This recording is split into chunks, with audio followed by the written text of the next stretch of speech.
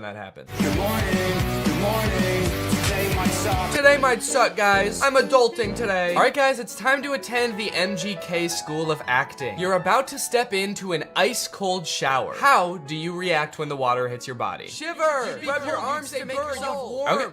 Okay, those are good answers. Let's ask Professor Gun Kelly.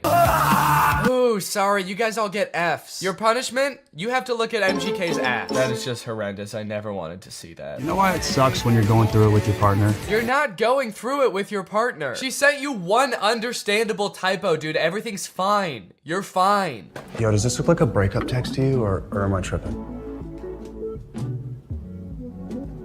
Yes. Yeah, dude, take it from the weirdest looking man you've ever seen who falls asleep in his cereal mid-conversation. That's a breakup text. I don't mean to shame this man's appearance. I think Cody Ko looks great here. This is Cody Ko if TMG made hyperpop music. This man has never sent a normal text in his life. I'm surprised he wasn't like, no, that's about as incoherent and cryptic as I usually am in my text. You're probably fine.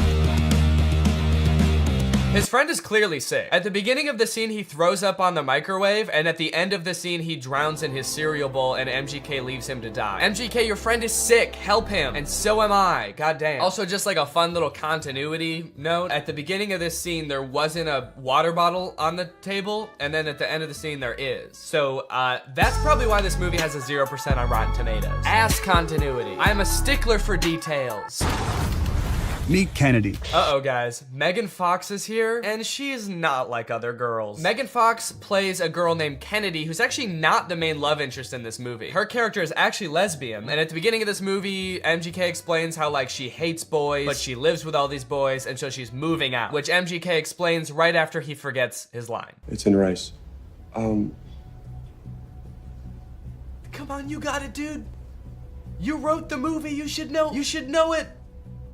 Please don't move out. Yes, he did it. He remembered. It's a pretty long line. I'll cut him some slack. Throughout the beginning of the movie, they're constantly introducing new characters, and every character in this movie has some kind of weird quirk. This friend, like, did too many drugs at a music festival, and now he's kind of loopy. This guy is always throwing water balloons at people. This guy, like, smokes a lot of weed. It seems like MGK wrote this movie with just a bunch of crazy, weird characters, because the only, like, joke that he can think of to put in this movie is another character saying something weird or dumb, and him just kind of looking at them being like, that was kind of weird or dumb. Mercury is in Everglades.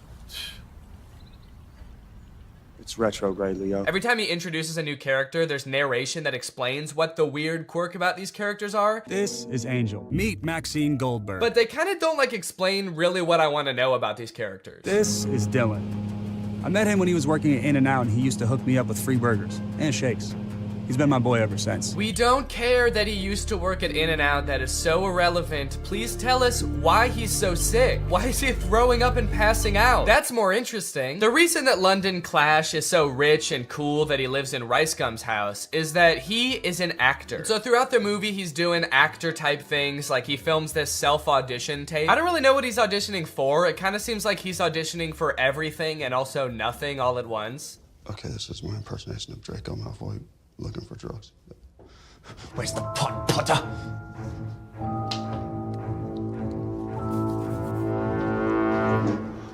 I don't like Draco very much. Honestly, this scene is pretty sad. I felt bad watching it. They don't explain what he's supposed to be auditioning for in this self-tape, but whatever it is, Jake Novak has a better chance of getting the role. I want to be the next SNL cast member. Now here's where the movie prevents the second conflict. That's right, this movie has two conflicts. The first is he gets that text with the typo, but the second is that today he has the biggest audition of his career. And no, it wasn't that self-tape audition. I guess they just kind of threw that in for goofs. He's auditioning to be the next Batman. I'm still waiting to hear from my agent about this Batman role. So, throughout the movie, London is faced with two equally important problems. The first, he has to prepare for the most life-changing, career-making audition of his life. And the second is that he's having a little bit of trouble getting a hold of his girlfriend. The stakes can't get much higher than this, folks. But Danny, can't he just prepare for the audition and then try to get a hold of his girlfriend later that day or tomorrow at the latest? No! They could be dead tomorrow, especially that one guy. He could die any second. They have to do both of them today. This movie kind of feels like a Lele Pons YouTube skit from like 2017, but instead of like 10 minutes long, it's an hour and a half long. From the sound effects to the uncomfortable silence between every spoken line in this movie. Why would you give me goat milk? I watched an interview. You said you like goat milk. I can't tell if they're using the awkward silence for like comedic effect to like really hammer home that like, these guys are kind of weird. Or if the silence is more just because nobody knows their lines very well. There's another option that they edit in all these pauses in the movie because we're supposed to be laughing at the things that they're saying in the movie. So they added in nice little pauses for us to laugh. She left with the dude? A buff dude. And they had bags.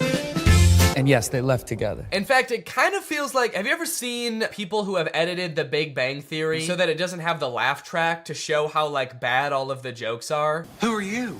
Oh, I'm Denise, the new assistant manager.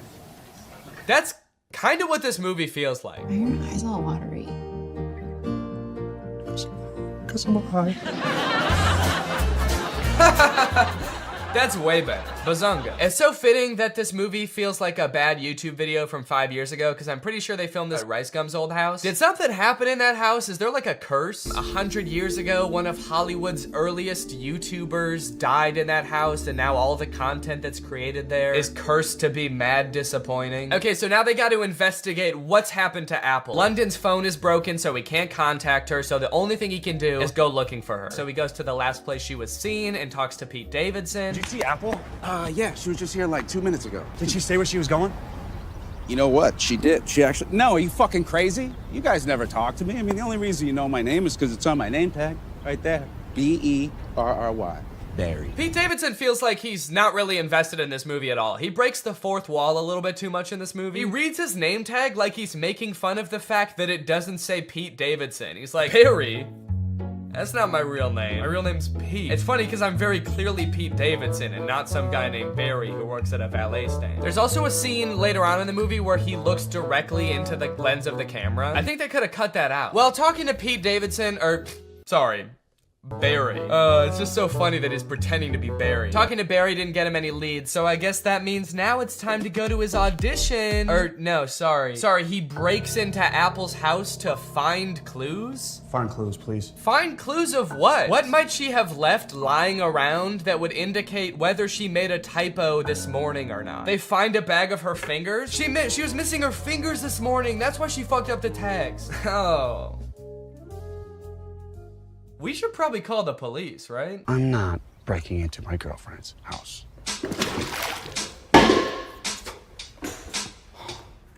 Can't believe I'm breaking into my girlfriend's house. Me neither, dude. Your life is pretty crazy. London Clash is so dumb. He makes the worst decisions at every move in this movie, okay? While they're in Apple's house, one of London's friends knocks over every single urn on the mantle and ashes go everywhere. And so they're like, oh shit, we have to put back the urns and then refill the ashes. But they're like, the only problem is, where are we supposed to find ashes? Where are we gonna find enough ashes to fill up these urns? But like, they didn't lose the ashes. They all just fell on the floor. They could just sweep them up and put them back in urns. It's like MGK was like constantly forgetting what previously happened in movies. And so the plot is being driven forward by things that just aren't problems. So anyway, as I said, this is a stoner comedy. You can probably guess the solution they think of to produce a bunch of ashes to fill back up the urns.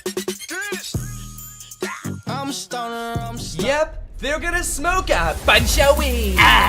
Bunch of weed. This movie's crazy. They're gonna smoke a bunch of weed.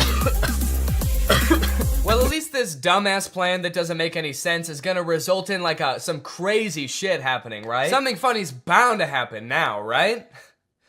Wrong. They just spend like 10 minutes having a boring ass smoke session on the couch. And then one of them tries to talk to a lobster. They really sat around writing this movie and were like, what's the craziest thing that could happen while we're high? And then settled on talking to a lobster. You know, since weed is legalized in a lot of places like California, where they filmed this, I feel like stoner comedies aren't nearly as like interesting or edgy as they used to be. You know, smoking used to be kind of like a fringe culture. It doesn't really feel like this is like, it's like that crazy or funny anymore. This is a scene of 4 adults sitting around a living room and obeying the law. Why did you spell it like that?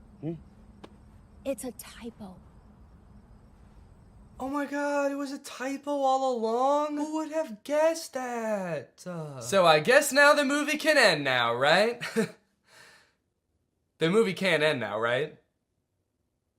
The movie can end now, right? There's 30 minutes left in this movie? What the fuck is gonna happen? What are they gonna do for 30 more minutes? Sit at a diner, apparently. So you're probably wondering how they wrap this whole thing up, huh? MGK missed his audition, he's not getting the role. His girlfriend is pissed off at him. How are they gonna wrap this movie up? Some sort of grand gesture that wins over both the director and the girlfriend? No, obviously not. That would make too much sense. London Clash gets the role because the director happened to see an Instagram live stream where London Clash gets punched in the face by Dennis Rodman, and the director just assumes that London Clash did that because he wanted to like impress him or something. It's a whole other plot line that I didn't really go into in this video, but it doesn't make any sense in the movie either. So he's got the role, now the only thing left is to get the girl, which he does by sending her a text at the diner being like, can we talk? And she's like, sure. And so they're driving to meet each other. He's texting her the whole way. He's texting and driving, and they get into a car crash, and then they are both paralyzed. That face says it all. That just happened. That's the resolution. He almost murders her. Irresponsible. He was texting and driving and he almost murders his girlfriend, and that's how it ends. After the credits roll, there's like a fun little blooper reel where we get to see the actors like messing around and not knowing their lines very well, which would have been a lot more fun if I hadn't felt like I had just watched an hour and a half of exactly that. Well, folks, what do you think? From rapper to pop punk icon to writer, director, and actor extraordinaire, which do you think MGK did best? Leave it in the comments down below. What do you think he'll get up to next? It's anyone's guess at this point. Professional fencer? Or maybe like a chef? He'll start just making food. That might be kind of sick. And you know what? All he would need to get started is HelloFresh, America's #1 meal kit and the sponsor of this video. Guys, I love HelloFresh. They send you fresh, quality produce from the farm to your door in less than a week, so you can savor delicious summer flavors right from home. I love getting a HelloFresh box because you know what it means? It means I don't have to worry about what I'm gonna eat for dinner every night. I'm not gonna find myself driving to some fast food chain to get a quick meal, because I know I've got a quality meal that I can whip up in like 35 minutes right at home. And I know it's gonna be tasty. I know it's gonna be healthy. If you're trying to stick to a particular health goal, HelloFresh has you covered because they have veggie options, fit and wholesome options, and pescatarian options. So HelloFresh fits a variety of lifestyles. Their plans are super flexible. You can pause 1 week if you want to. You can add more food 1 week if you want to. And even if you're on vacation, you can change the delivery address to deliver to your vacation destination. And then you can have home-cooked meals when you're at the family reunion. HelloFresh is the very first carbon-neutral meal kit company, and nearly all of their packaging is recyclable. They help cut down on food waste because they send you pre-portioned ingredients so you're only using what you need. So if you want to check out HelloFresh and have a flavorful summer, then head on over to HelloFresh.com. Use my code TrulyGreg16 for up to 16 free meals and 3 surprise gifts. That's HelloFresh.com. Thanks to HelloFresh for sponsoring this video. Thank you to you guys for checking out HelloFresh. Now I'm going to do the outro of this video. All right, you guys, thank you for watching this video. I hope you enjoyed it. If you're new here and you're not subscribed yet, make sure you subscribe and turn on my notifications to join Greg. Greg is what I call my audience here on YouTube. We're the biggest and happiest family on YouTube. That is a scientific fact. Please do not look it up. Please do not fact check me, because facts don't care about your feelings and I don't care about facts. All right, I'll see you guys next time. Bye. Hello, Greg. Why are movie studios making bad movies on purpose? I swear to God they are. I'm sure most of us by now have seen clips from the new Pinocchio movie. Father, when can I leave to be on my own? And that had me pretty skeptical, honestly. You're trying to tell me they made it and they were like, the main selling point of this movie is that it will be good? No chance. And now I've recently seen people talking about this movie Marmaduke. It's about a cartoon dog voiced by Pete Davidson. It has 0% on Rotten Tomatoes. I've watched it and it is in fact the worst movie you'll see this year. And it just really seems like they're trying to make bad movies on purpose. This movie is just heinous. It feels like Netflix just like fed an AI a bunch of scripts of bad movies until it spat out Marmaduke. This movie is not good at all. I think it has 0 redeeming qualities, actually. There's nothing good in this movie. I would even give it a negative score if I could. I like that I said that as if there's something stopping me. I'm my own entity. I'm not limited. I don't have a boss telling me I have to give it a positive score. I'm gonna give it a -6 out of 10. And with a narration from Pete Davidson himself, who could not sound less interested in explaining the exposition exposition of this movie. Marmaduke was some fucking dog, dude. I don't care. I'm dating a Kardashian, man. You think I need this? I personally don't have a problem with Pete Davidson. He's a funny guy. He was not up to the task of being the main character in this movie. This is a cartoon dog. You need someone with like a crazy range. Pete Davidson's emotions range from high and pleased down to high and indifferent. That's about all the variety you're gonna get out of Pete Davidson. After watching the movie all the way through, I'm not even 100% sure that Pete Davidson even knows he's in this movie. I haven't seen Pete Davidson do any promotion for this movie. I don't think he's done interviews talking about, you know, getting into the role of Marmaduke. I would not be surprised if they just like took audio excerpts of Pete Davidson from like other TV shows and just like found a way to make a movie about a dog around them. You look at the characters in this first scene here and tell me,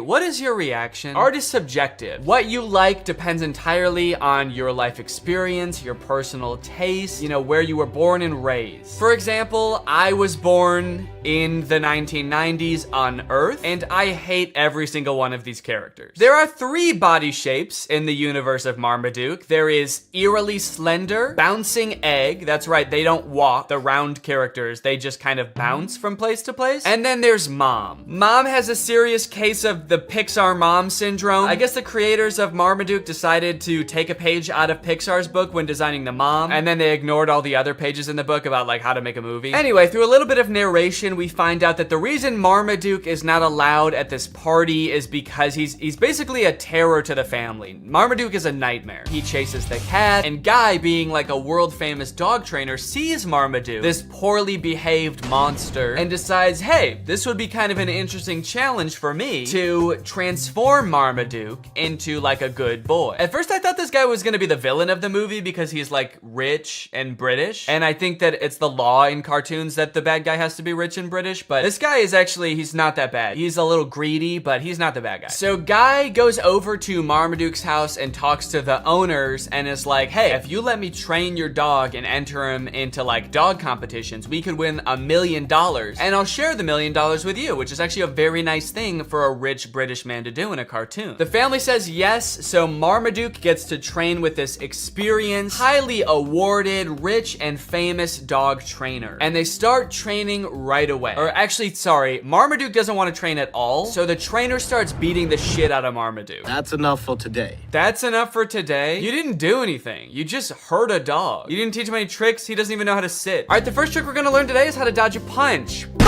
Okay, it looks like you didn't get it today, but we'll try again tomorrow, okay, buddy? Anyway, I guess after showing Marmaduke how violent he is and all of his like cool martial arts skills, Marmaduke is like, wait, actually maybe I do want to get trained by this guy. And they make it seem like it's because like Marmaduke is so impressed. I personally think it's because Marmaduke is so scared. He does agree to finally be trained. So cue Marmaduke getting trained montage. Or sorry, Marmaduke getting tortured montage.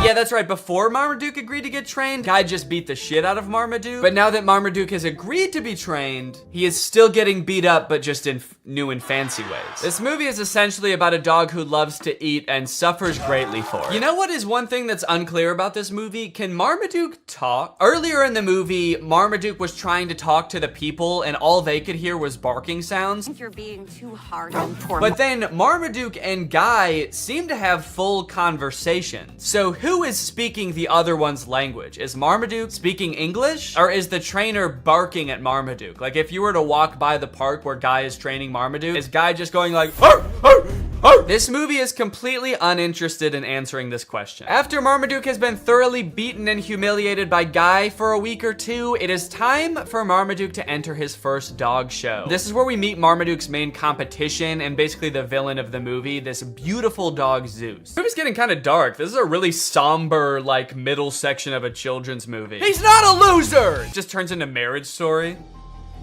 Marmaduke is a Great Dane! Then come to find out that the trainer has actually billed them for all of the training, and it's like a shit ton of money. They go through the list, and it rolls by in this like Star Wars style credit roll, and it's meant to fly by really fast so you can't read anything, but I paused it just to like look through what some of it is. Some of the items on this list are more than the $1 million they would have won at the final dog show. There's things for $29,000, $35,000, $1.4 million. Also kind of a funny deal detail. The writers, I guess, couldn't come up with enough things to actually make the list that long. So they just literally copied and pasted the same chunk over and over. So if you just play it, you'll see like the same thing worth $1.5 million over and over in this list. And it's like, you couldn't just keep coming up with different numbers at least. Marmaduke shows up at Guy's house and is like, will you train? What's up, Greg? If you've seen my video about the Disney Channel original movie Zombies, then you know I have some deeply troubling feelings about that movie. It's a very poorly made, weird, cobbled together metaphor for racism. And on top of that, a lot of the lore surrounding the zombies doesn't make any sense. So I ended up walking away from that movie feeling like I had so many unanswered questions, which is why when I found out there are 2 more movies in this franchise, I was honestly thrilled. I could actually get some answers to my questions. They'll dive into the lore a little bit deeper. Then I watched the movie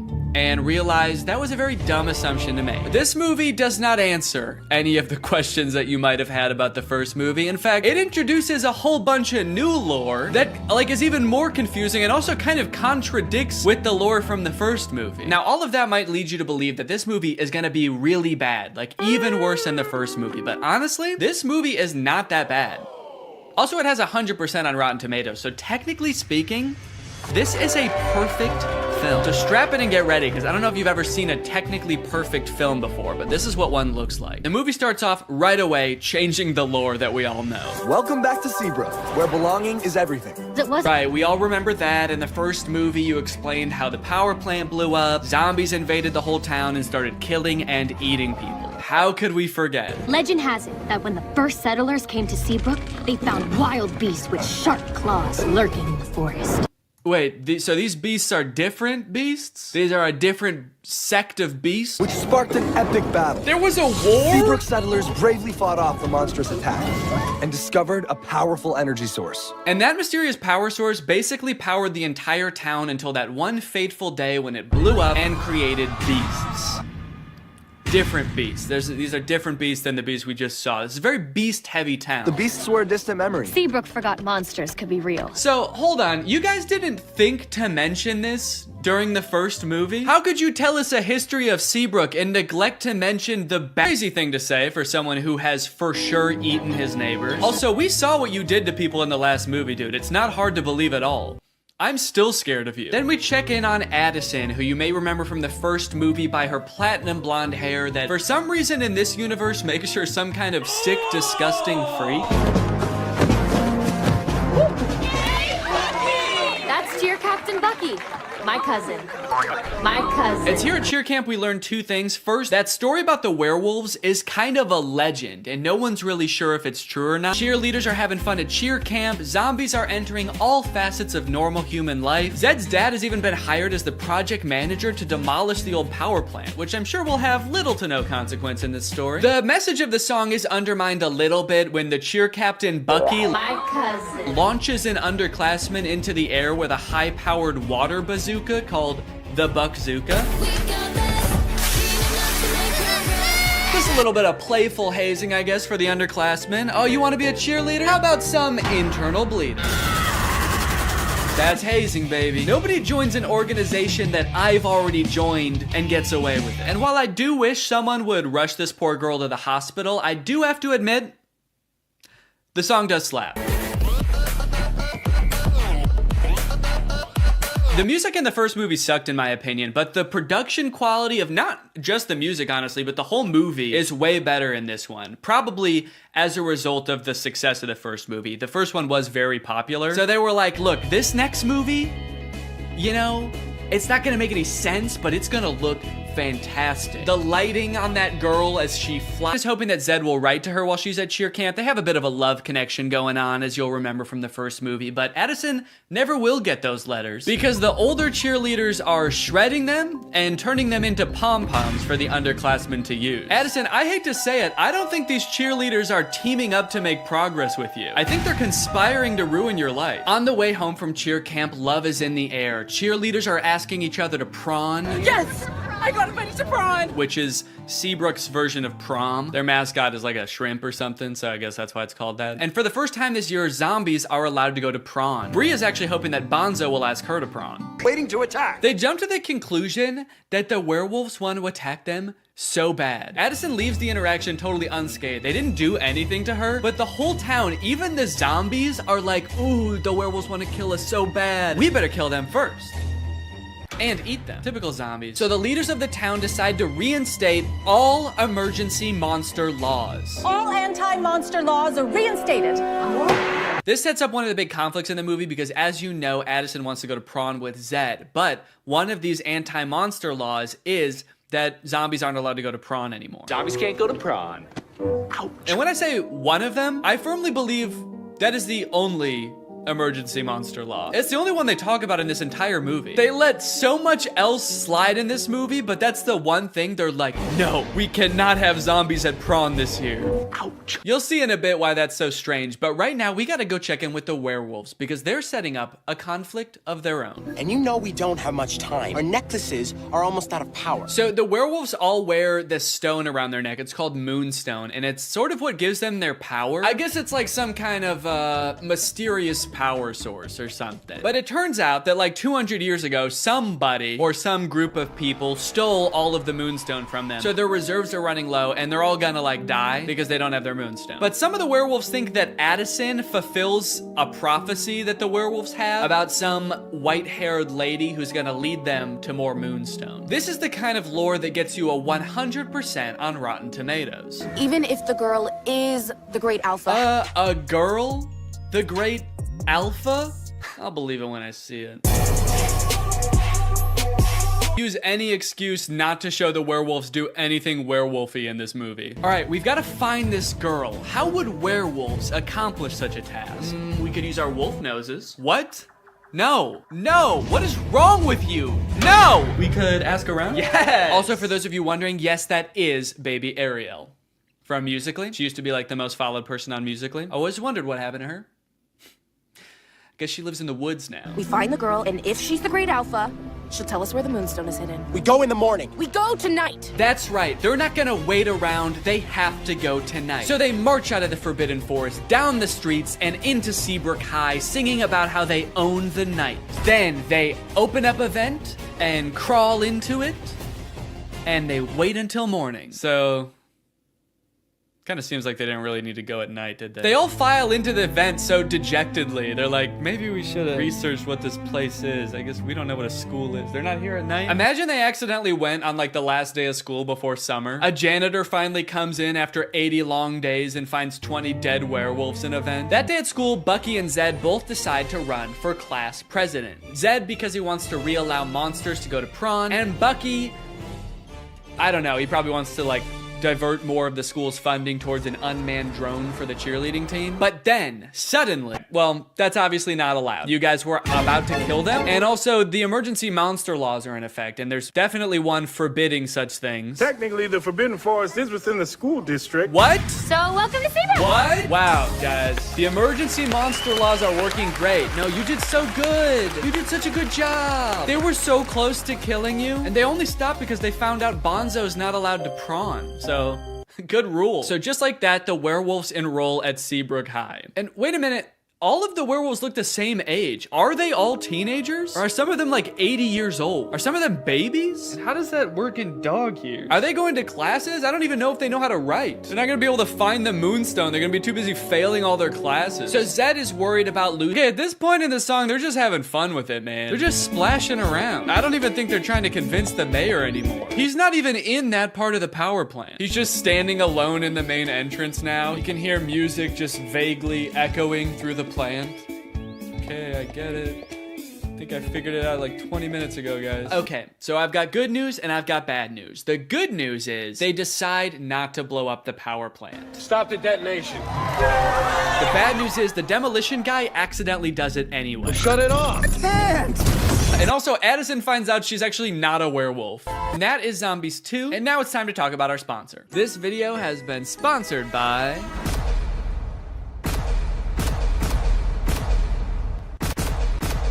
Guys, it's the season of giving, gathering, and with HelloFresh, it can be the season of saving. You can actually save money this holiday season with fresh, delicious recipes delivered straight to your door. It's cheaper than takeout, it's easier than grocery shopping, and the meals turn out so good. I like HelloFresh because I'm not really much of a chef.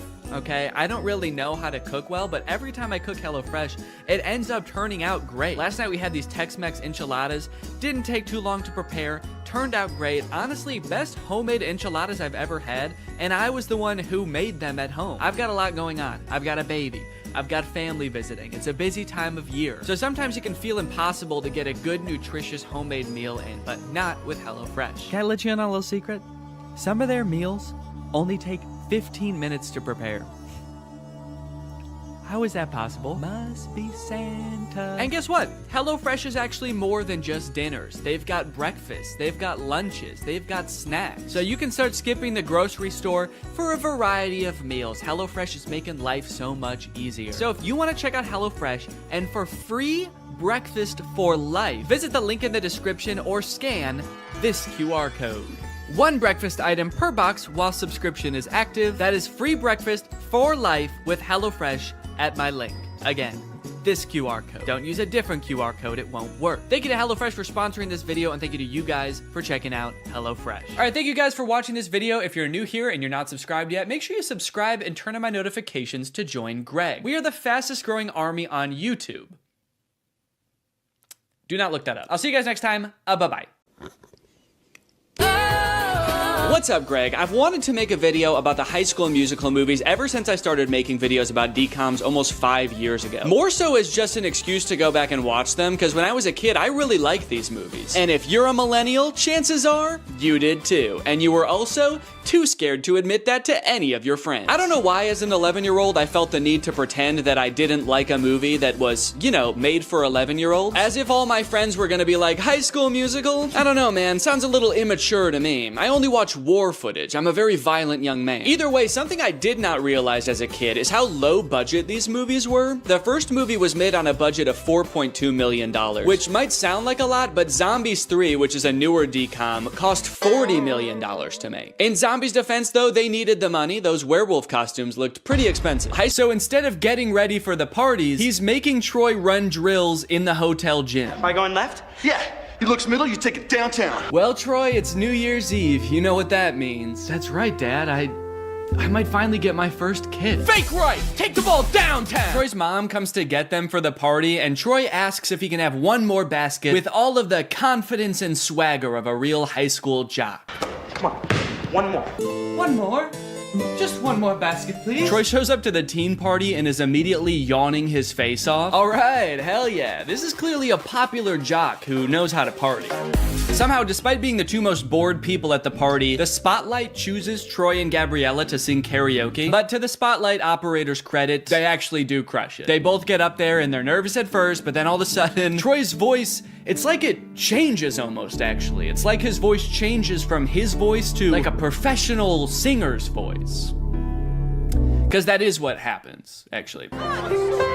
Living in my own world. Now who'd have ever thought that? I think this might be like the most well-known High School Musical trivia, but for the vast majority of the first High School Musical movie, it's not Zac Efron's voice singing. He had a voice double. His name is Drew Seeley, and he never appears on screen in the movies. He also apparently didn't even realize how big of a movie High School Musical was, and forgot that he had done the vocals for the movie until it came on the TV while he was working a shift at P.F. Chang's. Apparently, he tried to convince his coworkers that it was really him singing in the movie, and no one believed him. It's kind of funny because the whole point of the movie is kind of like, hey, basketball guys can sing too if they wanna. But not this basketball guy, actually. You don't want to hear this basketball guy's voice. So they crush the song. They're so romantic. I should say something romantic. I gotta go find my mom. And then she vanishes. And he never sees her again. That's right, you thought the movie was gonna be about Troy and Gabriella? Nah. No, the rest of this movie is about Troy and Viking Boy. Flash forward, Troy returns to his high school, East High, where he is seemingly a god amongst men. And then, actually, I don't remember this scene. Yeah, I don't know what happens here at all. Looks like the teacher is about to maybe give some kind of speech about today's sponsor? This video is sponsored by the Pokemon Company International. And they've sponsored this video because they want me to share some very exciting news with you. A Pokemon Day celebration is taking place in Pokemon Trading Card Game Pocket right now. There's a new themed booster pack, Triumphant Light. And players can receive 3 booster packs for free just by logging in. And these booster packs, mind you, are guaranteed to contain at least 1 card of 4 diamond rarity or higher. By completing special missions, you can also obtain a unique display board, as well as Space-Time Smackdown packs, 500 trade tokens, 12-pack hourglasses, 24 Wonder Hourglasses, 24 Trade Hourglasses. Not to mention, at the end of March, ranked matches are coming to the game. So get your favorite decks ready and get ready to battle, baby. Pokemon Trading Card Game Pocket is a free-to-start game, available right now for download on iOS or Android. So go to this link or click the link in the description to join now. Log in, have some fun, and enjoy the Pokemon Day celebration. And now back to Troy. But unbeknownst to him, there's a new student at East High. I reviewed your impressive transcripts. I expect your light will shine very brightly here at East High. I don't want to be the school's freaky genius girl again. Freaky genius girl? What did you do at your last school? Troy notices that Gabriella is sitting in the back of their drama class, and not to be nitpicky, but this drama class scene lasts for 2 minutes, but the class happens in real time from start to finish in that 2 minutes. The bell rings. They sit down, the whole class gets detention, and then the bell rings again and they leave. How long is a school day at East High? Is it like 15 minutes? Troy shows Gabriella around, they catch up a little bit, and it is revealed that, on the other hand, I guess it would also be weird if they didn't sing when everyone else was. At the end, when they're all singing, we're all in this together, Corbin Blue's just standing around like... This is lame. There's 2 parts in the song, though, where Troy, like, stops rapping to sing from the heart about how he wants to do the musical. She makes this feel so right. Should I go for it? What do you mean she makes this feel so right? And should I go for it? Gabriella doesn't want to do the musical. It was your idea, and she said no. Don't drag her into this. This girl's making me crazy. No, you're crazy. You already were, and then you met a girl. That's what happened. Also, Zac Efron is 5'8", and presumably so is everybody else on this basketball team, because they're all like the same height, so how good exactly are they at basketball? Okay, but also, what is the third result there? Gabriella, San Diego Zoo's newest... What is Gabriella at the San Diego Zoo? Ryan's like, oh, that's interesting. Look, it says here she's a dolphin. That's funny. Now that I think about it, I can't believe I never noticed. After basketball practice, it's time for Troy to go home and relax. Just kidding, it's time for more basketball. Come on, Troy, fake left. Take the ball downtown. Did you ever think about trying something new, but we're afraid of what your friends might think? I mean, like going left? You're doing fine. Come on. Troy's dad has one thing in his mind, and it is one basketball just bouncing around like the DVD logo. I want to see a movie about him and how hard his life must be. I do like that this movie keeps the tradition alive of Disney Channel movie characters being inexplicably rich. His dad is a high school basketball coach, and they live in a mansion. What does the mom do? She an arms dealer? Also, he says something new, like going left. I mean, like going left? When in Get You Ahead in the Game, Troy clearly says coach said to fake right and break left. He already said to do that. That's not new. That's what he already does. So... Found a plot hole. Next, gone. Wow, where'd he go? Pay no attention to the fact that as he turns the corner, he probably fully saw Troy like...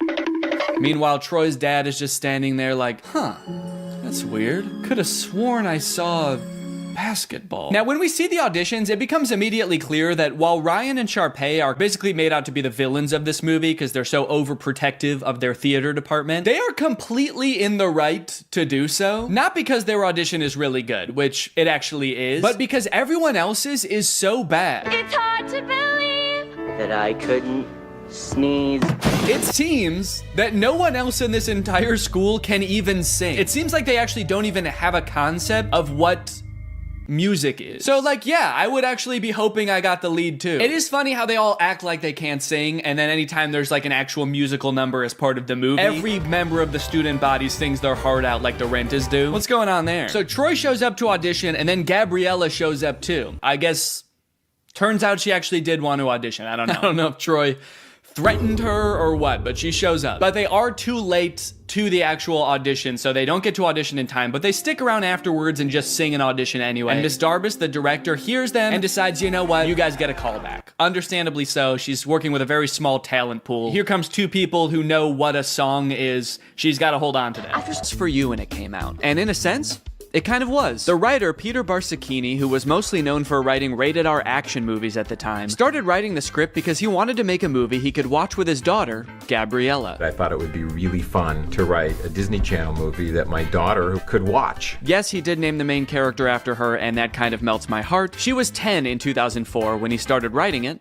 And so was I. The story was actually inspired by his own high school experience, when one of his basketball teammates confided in him about his love for ballet. Decades later, Peter thought, wow, that's actually the perfect plot for a kid's movie. No, actually, that's too far. They could do the musical, but only if it's because they want to sing with a girl. Anyway, it's time for another song about how basketball players shouldn't sing, sung by, you guessed it, the basketball players.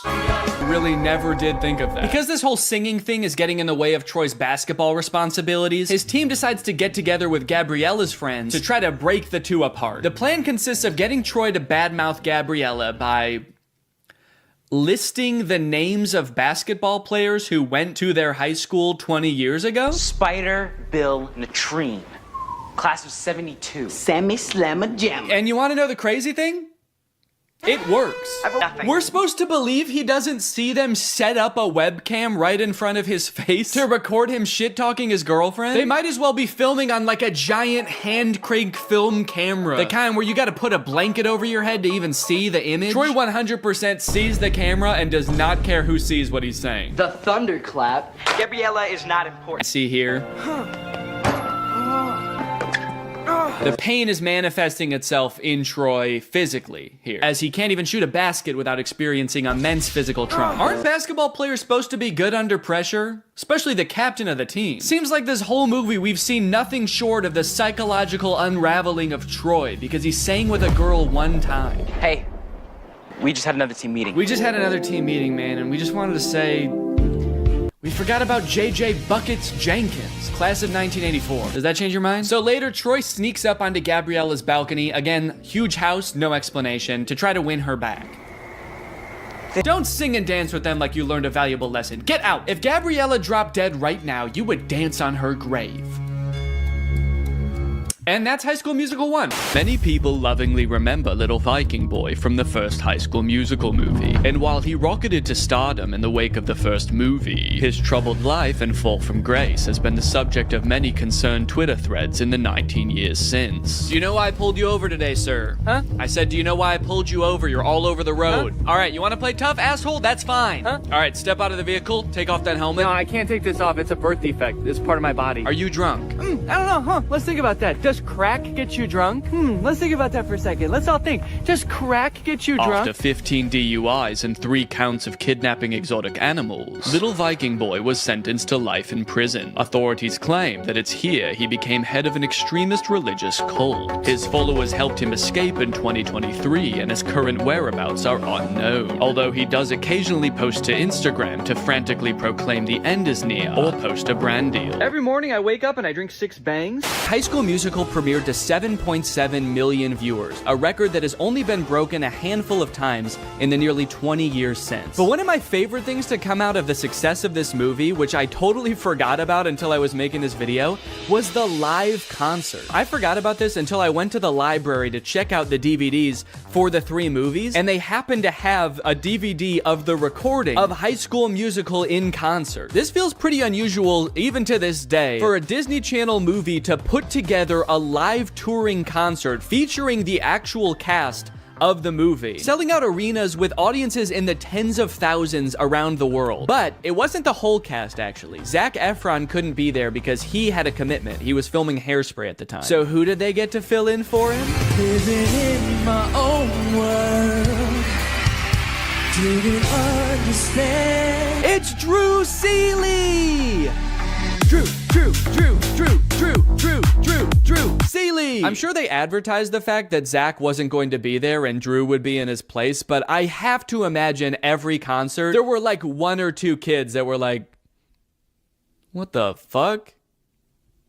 Zach looks different in person. With all the success of the first movie, they had to crank out a sequel fast, which they did, releasing High School Musical 2 in August of 2007. And you might think it would be impossible for them to catch lightning in a bottle twice, but oh baby did they. What time is it? Sequel time. One of the first things I noticed is that despite only a few months having passed from the events of the first movie, Troy looks drastically different. His hair is much darker, he has a different haircut so you can see his ears now, but most strikingly of all, his eyes have somehow become more blue. You actually listening? His eyes were already pretty blue in the first movie, but they're piercing in this film. It is scary. Get some contacts, you freak. The class immediately erupts in celebration. They throw their papers in the air, start dancing around, and did Chad just kiss his teacher on the neck? Yeah, he just kissed Miss Darbus on the neck. That's too far. Luckily, it doesn't look like she cared. She's just vibing. Good to be chilling out. We finally get to hear Zac Efron actually sing in this song, and I hate to admit it, but he sounds pretty good. I'm sorry, Drew. Your services are no longer needed. Why does he do that? Now, the trouble in this movie begins because Troy wants to make some extra cash this summer. His parents are making him pay for college, despite them clearly being very wealthy, taking vacations at ski resorts and living in a literal mansion. But I gotta get hired first. Me too. I'm saving up for a car. So I can take that little hottie on a proper date. You can't see it, but he's actually not talking about that girl in his grade. Miss Darbus is just standing right outside of frame. This post-workout scene has a lot of gems, like Mr. Bolton's insanely long shorts. Dude is criminally insecure about his knees. Also, Troy about to drink from an entire gallon of milk from the fridge. And then he gets a phone call revealing that his ringtone is "Get Your Head in the Game."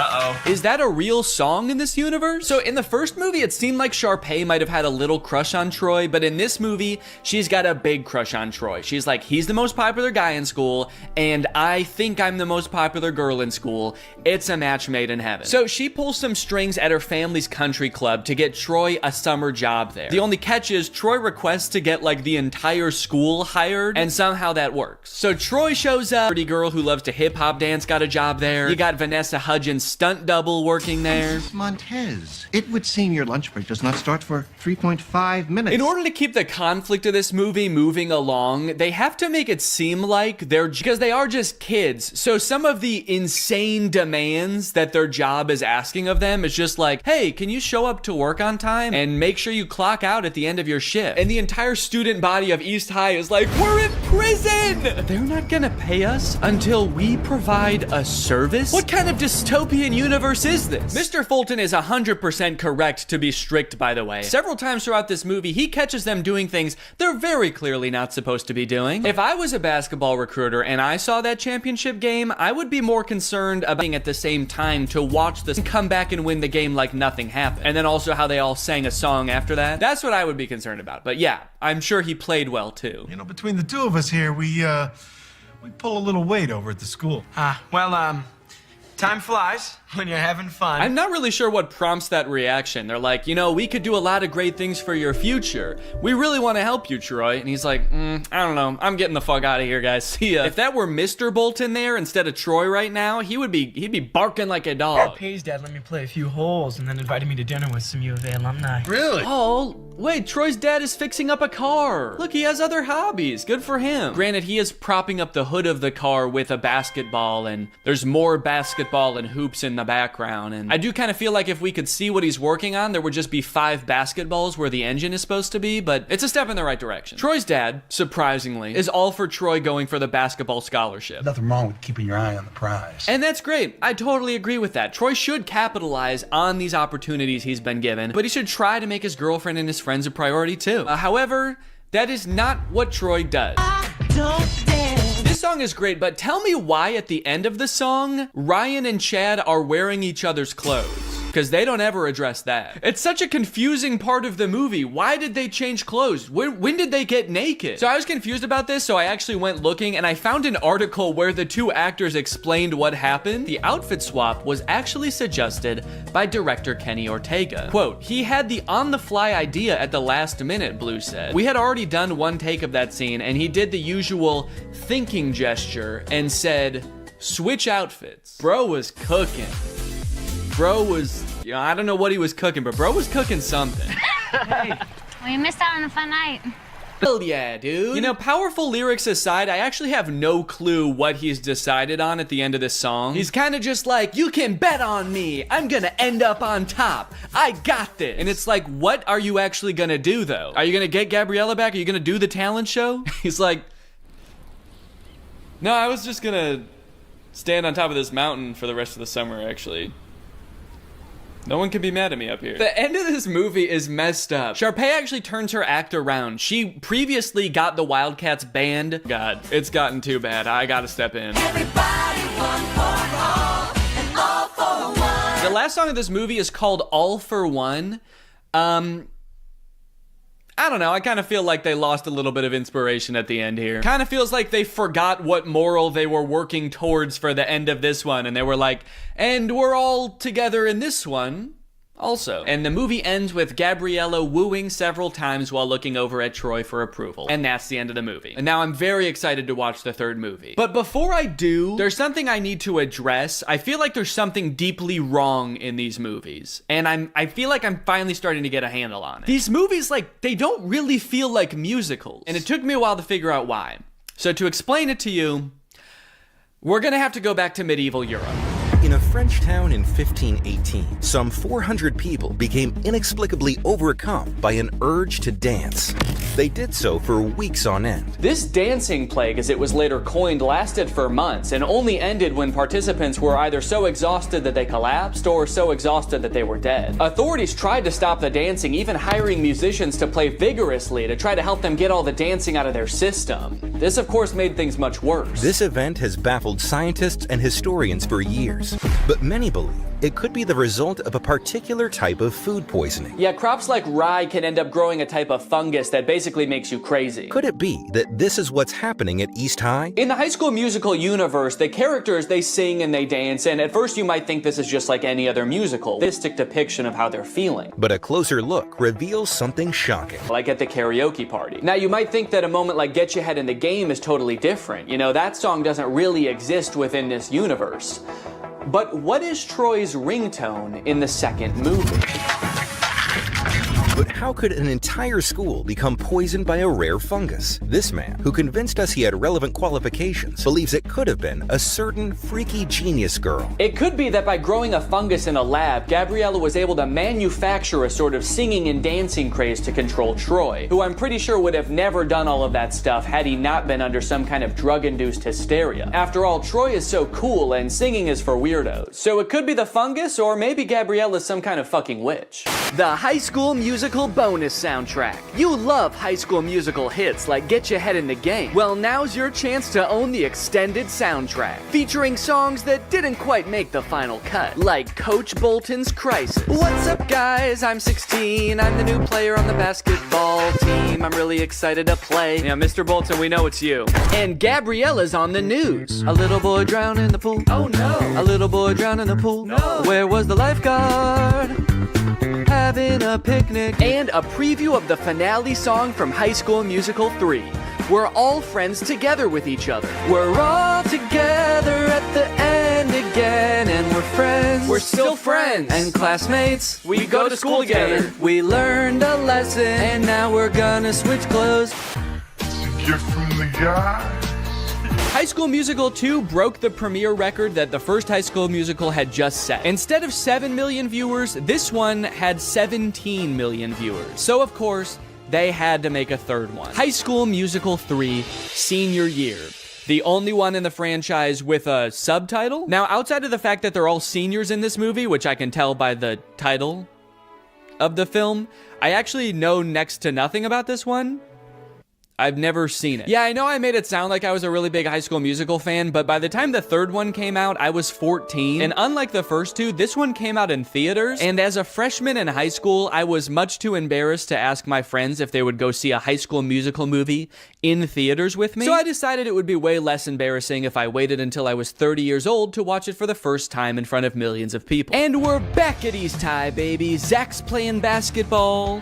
There's a dog in the crowd? Is this an Air Bud crossover? Zach's like, oh, my head's just not in the game tonight. Can we get in the sub? This gold lab comes in and just slam dunks it a couple times. The movie opens on the Wildcats with their backs against the wall. It's the championship game, they're behind, and there's only 16 minutes left. Whoa, Mr. Bolton rocking a middle part. That's new. Mr. Bolton gives a speech about how there's only 16 minutes left. There's 16 minutes left. And then they sing a song about how there's only... You are not a champion. So Marmaduke is like, you know what? Screw it. I don't need you. And he decides to set off on a journey to show him what a real champion can do. He runs to China. And then he runs to Egypt. And then he swims in the ocean. And then he goes home. And I guess that's pretty much all the training he needs. I don't know why he is still so focused on the dog show after that. Marmaduke's like, yeah, I climbed to the top of Mount Everest and then swam to the bottom of the ocean so that I could hopefully compete in an obedience competition at a regional level. I hope that I do okay. It's like, no, all of the things you did just then are like infinitely more impressive than a dog show. At least that's what I thought until we get to the dog show and we see what other dogs do during the talent portion.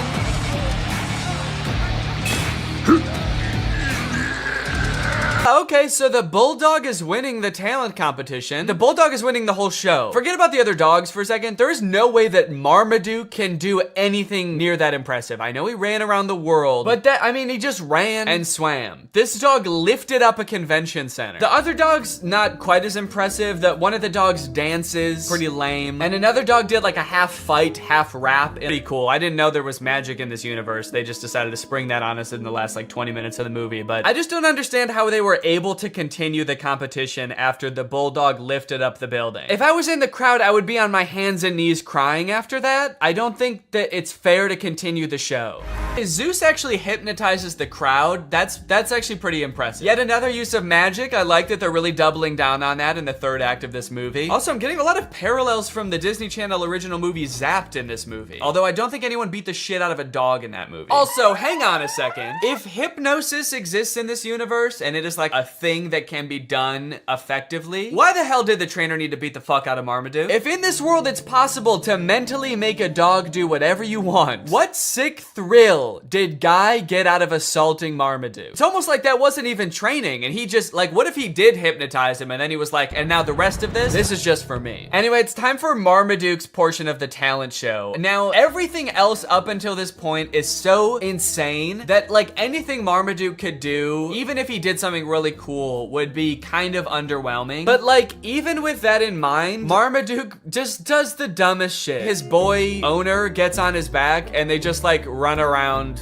the stadium. I'm sorry, Marmaduke, but that was not impressive at all. We literally all just saw magic happen. We saw a bulldog lift up a building. I know I keep mentioning that, but that was insane. We all just saw an entire crowd get hypnotized by a creepy blonde dog, and Marmaduke's like, yeah, but can you do this?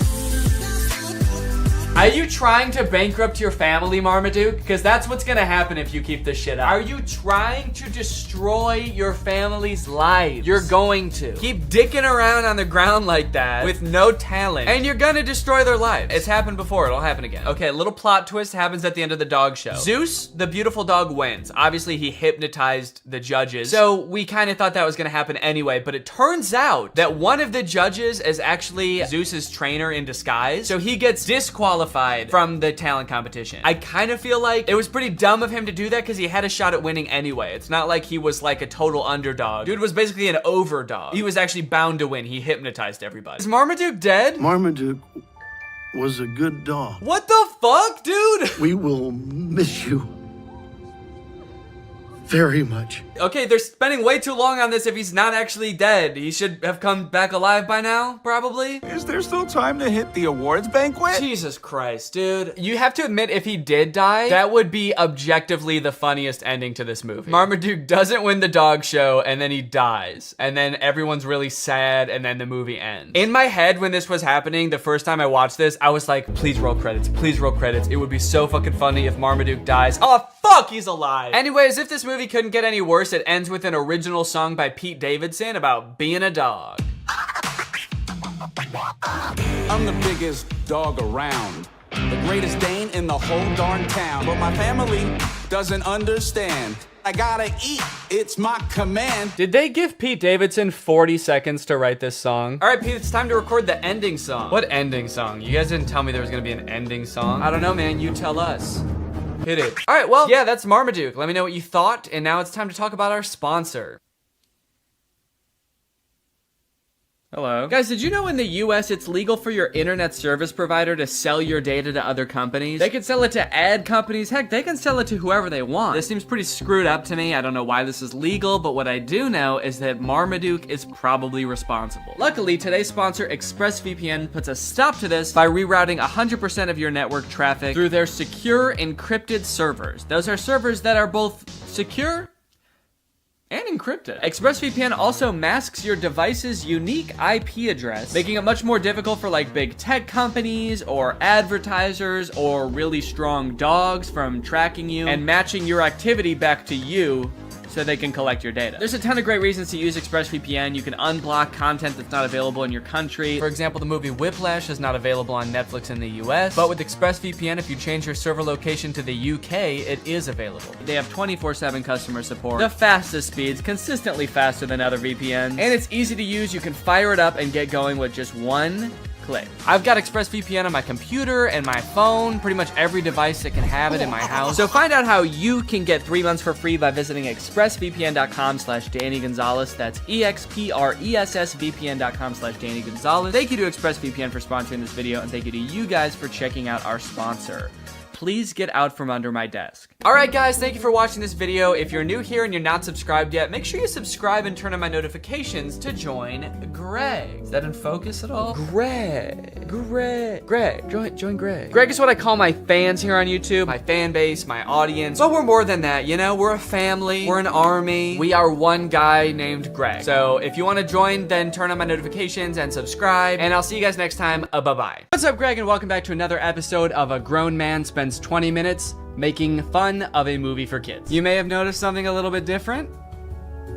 There's a microphone in the frame. I got a new stand for my microphone, and apparently the only way I can get it like close enough to me is by having it slightly in frame. So I hope this isn't super distracting. This would be kind of a crazy way for like one of those faceless YouTubers to film videos. What's up, guys? So today we're going to be talking about Zapped. And after watching this movie, I'm starting to think that the writers of Disney Channel original movies are not capable of writing a movie that's not about a teenager trying to control the opposite sex and mold them and craft them to their liking. You got Pixel Perfect, a movie about creating like the perfect girl pop star. How to Build a Better Boy, pretty self-explanatory in the title on that one. And then you got this movie Zapped, which is about Zendaya discovering that her dog training app can actually train boys to obey.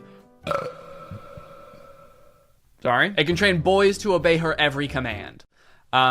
It's not actually Zendaya. She's not playing herself. It's Zendaya's playing a character named Zoe. I think that's probably pretty clear, but I just wanted to clear that up. This movie is full of dark magic. I'm convinced of it. There's something deeply sinister going on in this movie. I don't know what it is, but I'm gonna figure it out. Let's go ahead and watch it. The movie starts out with Zendaya's character Zoe. She is the most giving person I know. Her speech starts off sweet, but then she immediately just starts like kind of complaining about having to live with 4 new guys because they're stinky. 4 guys and their mysterious odors that they always blame on the dog. Yeah, she sort of takes the opportunity to complain and just make her mom, I guess, like feel bad for marrying a guy. It's the happiest day of her mother's life. And also this guy, her new stepdad, is the happiest day of his life. And her speech is like, I hate my new family, my new stinky family. And this wedding will certainly ruin my life. To make matters even worse, towards the end of her speech, the boys lose control of their pet dog, who is at their wedding for some reason. They lose control of the dog, and the dog goes crazy and knocks like a chocolate fondue fountain all over Zendaya. And at this moment, I couldn't help but remember that Zendaya's character in Euphoria is supposed to be the same age as Zendaya's character in this movie, and their lives are drastically different. Throughout this movie, you will find that the characters are like super weird. They're like caricatures of people that don't exist in real life. And to show how much it's gonna suck really living with the boys, the writers of this movie decided to have the next day start with, in Disney movies, there's always like the distinct cliques, like there's the popular crowd, and then there's like the stoners, but they never say stoners in the Disney movie. They're just kind of like, these are like the kids who wear jean jackets. This movie has the most insane high school posses ever. You got the skateboard boys. Okay, that's pretty normal. The next group she sees are the shirtless workout boys. And then just the straight up stinky boys, where the only like defining characteristic is that they're dirty, flea-ridden, smelly boys. You can hear like flies flying around them. What clique is this supposed to be in high school? And then there's the popular group, one of whom is also pretty stinky himself, actually. Oh. The movie sort of writes this off as like, well, this is just something boys do, you know? New school, you gotta kind of accept what boys come with it, you know? Boys will be boys. No, that is actually not what boys do. That is something that just one very specific boy does. It's me. I'm Trip. And he needs to be stopped. I cannot remember a single moment in high school where a boy walked up to a girl, let alone like the new girl who's already like scared and doesn't know anyone and is like, hey, I'm gonna fart in your face now. Welcome to the school, smell my ass. But it's not all bad though. She does make a friend on her very first day. And hold up, this girl has a picture of a boy that goes to her school in her locker. Is that a thing? I remember in like middle school, girls would have pictures of like celebrity boys in their locker. Imagine seeing a picture of you in somebody else's locker. I'd feel like I was being hunted. It's weird to have his picture in your locker. It's even weirder in the movie when we find out that she also actually has pictures of him printed out on her pillows in her bed. Nope. That's scary. Imagine if they start dating, she's like FaceTiming him in bed, and she like accidentally tilts the camera a little bit to the side, and he just sees his own face next to her. Wait, what was that? Is that me? Of course, Zoe does have a love interest in this movie, and he is introduced early on. It's this guy.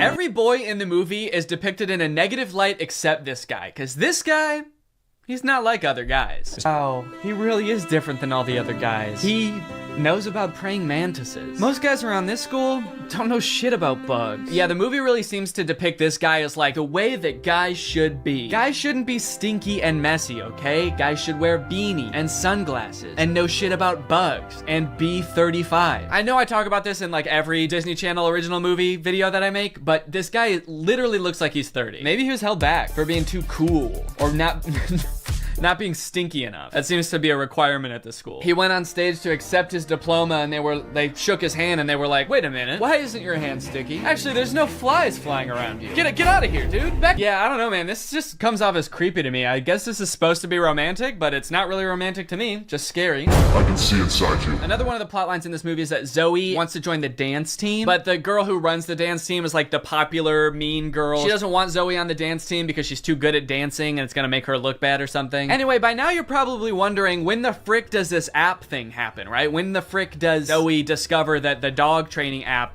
works on boys? Well, at first, it doesn't. Zoe's just trying to train the family dog because it's all just like the rest of the boys in the house. It's stinky. Gross. And it like destroys her room and shit. Breaks this thing that her dad gave to her. She downloads this app, clearly cursed with dark magic, right? And the dog can even tell too, because you know what the dog does the second he realizes what's going on? He grabs her phone and runs off with it and tries to destroy it, presumably to break the curse. And then what happens next is honestly the most confusing part of the movie, okay? So the dog drops the phone in the bath. Her brother gets it out and tries to swing it around to get the water out of it. It flies out the window, swings around a satellite dish, slides down a solar panel, and lands in dog food. And from here on out, that app is now able to control boys. Any man or boy this app can control against their will. Sit.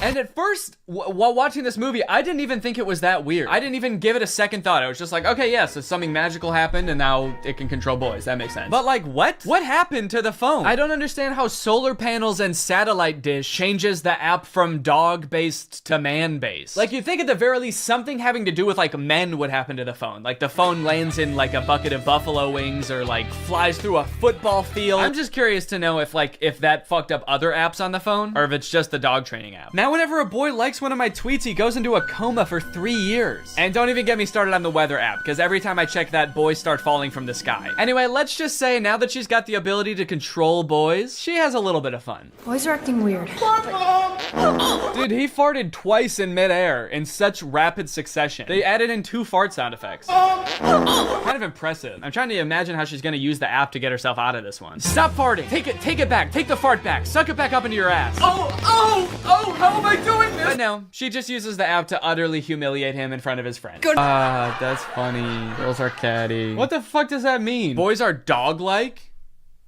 What the hell? I mean, I guess in this universe they kind of are. They're like flea-ridden, mangy boys. Why do we smell like we smell? So pretty much like the majority of this movie is just Zoe using the app to like get what she wants and make all the boys at the school act exactly how she wants them to. She turns the skater boys into gentlemen. She goes up to the nerdy gamer kids and tells them to like go do yoga instead of playing video games. Let's go do some yoga. And her brothers, dude, don't even get me started on what she does to her poor brothers. I'm taking the brothers' side, all right? They did nothing wrong. Her poor brothers were just living their lives until Zoe moved in and tries to fix them. Be clean. Holy moly, it's filthy in here. Her messy brother, she tells to be more clean, which turns him into this like hyper-hygienic husk of his former self. I need a sponge and soap and paper towels and a power washer. For the rest of the movie, he's literally he's scrubbing everything frantically in a panic. Anytime there's a mess, he's like, I gotta clean it up. She tells the gross cooking boy to cook less gross stuff. Start making less gross food. So he's like cooking 5-star meals for the rest of the movie. And then the oldest brother, she tells him to be more focused. Boy is just like focused on inanimate objects for the rest of the movie. He's just like staring at a lamp or at the basketball net. She turns her own family into like mindless zombies. And she's like, this is better. This is nice. It's creepy, dude. It's eerie, this movie. In all honesty, dude, this show walked so that WandaVision could run. This is basically WandaVision. In fact, since they're both owned by Disney, I wouldn't be surprised if this was in the same universe. This is like a prequel to WandaVision. This is where she gets the idea. It's kind of funny how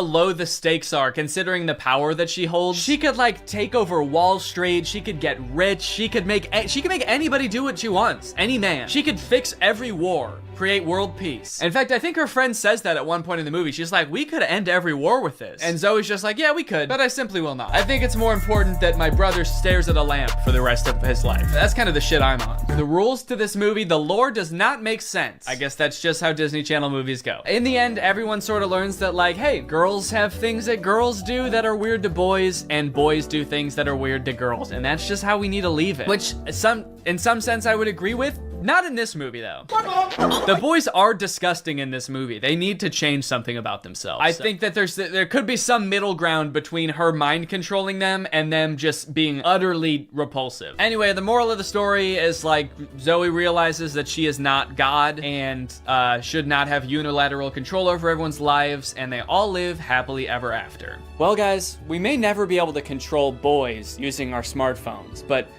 you know what we can control? Our money. Thanks to today's sponsor, Current. Do a flip. Do a backflip. Sit. Speak. I love you, Father. Good boy. That's right, guys. Today's video has been sponsored by Current. Current is the future of mobile banking. You guys have heard me talk about how awesome Current is before, how flexible they are, how transparent they are with things like no hidden fees. But today, I've got something new to talk about, and that's interest. Because Current just launched a new feature called Interest where you can earn 4% APY on your money. That's 4% for your money literally just sitting there. That's right, you don't gotta be throwing money at the stock market or buying NFTs and investing in cryptocurrency to get some return on your money. With Current's interest feature, you literally just get 4% for your money just sitting there. And as if that's not already enough reason to start using Current, I am once again going to be giving away $5,000 with Current's help. So go ahead, download Current, make an account, use the code DANNYINTEREST for a chance to win, and so you don't miss out on that 4%. Signing up for Current is totally free to do. You can do it right now. So honestly, there's really no reason not to. All right, well, thank you to Current for sponsoring this video, and thank you to you guys for checking out Current. They've been a long-time sponsor of the channel. They've helped me do some amazing things, so make sure you check them out, and goodbye. Bye. All right, guys, I'll admit I am very late to this topic, potentially even like a month late, depending on when this video comes out, but in my defense, I'm a dad now, all right? I have a baby. He's 5 months old. I have better things to do than sitting here talking to a camera alone in my room. Like watching Jason Nash live stream on TikTok. All right, Sandra, thank you for the money. Kevin, thank you for the money. Can you guys send me $1 million? Turns out I can do both at the same time though, so now I'm here. If you've been on TikTok lately, there's a good chance you've seen former Vlog Squad member Jason Nash constantly live streaming, compulsively urging his fans to send him money. I know I have. A lot. This man is constantly live. Here we go, 118. Guys, don't forget to follow my podcast, All Good Things Podcast. We just spoke about it. We need... Have you enjoyed that 30 seconds of silence, guys? Make sure to go check out my podcast. You're gonna love that. it's completely silent for an hour. Like me, a lot of people were pretty confused to see this. At one time, Jason Nash was a part of the most popular group on YouTube, and now he's battling the Joker for gifts on TikTok. What a way to start the day with Tommy Two Coats. Tommy, thank you so much for being here. If you've never seen one of these TikTok gifts battles before, basically there's two creators and you send gifts to the respective creator that you're watching. This bar at the top indicates who has the most gifts, and when time runs out, whoever has the most gifts wins. Their prize? All of the gifts that they got during the battle. And then the second place person also wins all the gifts that they got during that battle. So needless to say, there's a lot at stake. This is a live stream where Jason is actually battling his wife, Naveen. Why don't you come down in the room? I'll let you in. You can come back in the house now. Yeah, come back in the house, man. You look like Batman standing over the city. Now, hang on. If they're married, aren't the gifts just going to both of them? What kind of charade is this? Now, at first I kind of assumed that most of the people watching these live streams were children. And I was like, ooh, that is super weird, just like asking children for money. You're basically just asking them to steal their parents' credit cards. In a way, I sort of thought of Jason Nash as like a babysitter, but he's also babysitting 1,000 other kids. And if you start choking, he's not gonna call 911 because he can't see you. But after tuning into a few of his streams and actually like clicking on some of the profiles of people watching, I realized that it's actually mostly adults, which was very surprising to me. Guys, what are we doing here? Stop that. I promise you there are like 1 billion other better uses for your money than helping Jason Nash's wife crush him in a gift battle. Fun as it may be. The reason I wanted to make this video is because I think that it's kind of a very interesting look at the career span of a creator. It's a pretty new career, all things considered. And like nobody's been a full-time online creator for 40 years. So we don't really know how long this career is supposed to last or how it will evolve over time. So I think it's worth looking at why Jason Nash is here. Between the years of 2016 and 2020, David Dobrik was seemingly at the top of the YouTube ecosystem. What started as David just sort of goofing around and filming his friends as up-and-coming content creators quickly turned into partying all the time, collabing with huge celebrities, huge giveaways, and giant sponsorship deals. And if you didn't watch the vlogs around this time, you might think that David was like the biggest part of them, but it was actually more his friends doing the heavy lifting. David was always behind the camera, and sure, he would laugh a lot, and you'd hear him laugh. But I really feel like the reason people tuned in was sort of to live vicariously through David and experience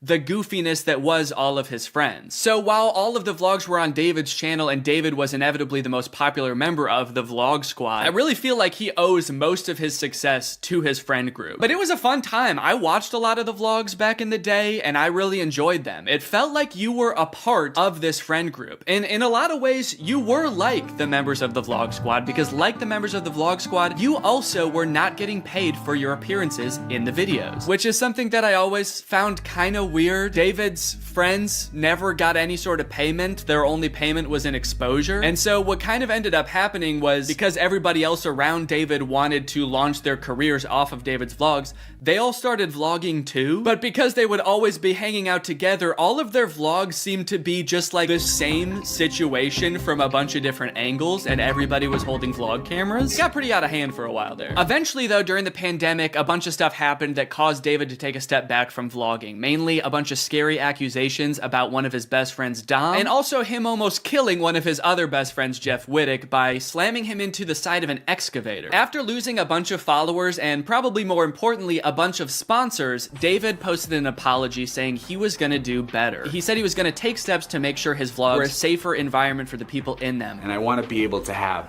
a place of checks and balances. I want to have HR. If he had to choose between quitting vlogging or doing it safer with an HR team, he was gonna do that.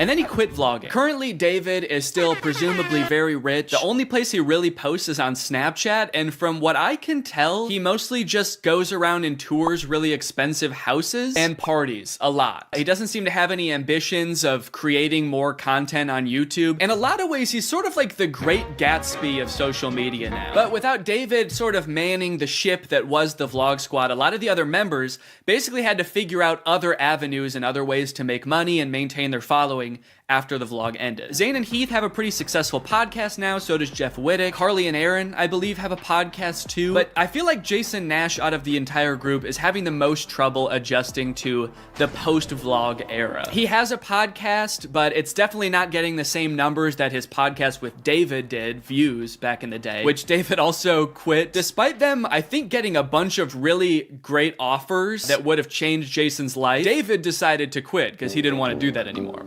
He wanted to be the Great Gatsby. So Jason has now been left to fend for himself, and it seems like TikTok gift streaming is what he has turned to. You excited to go to dinner?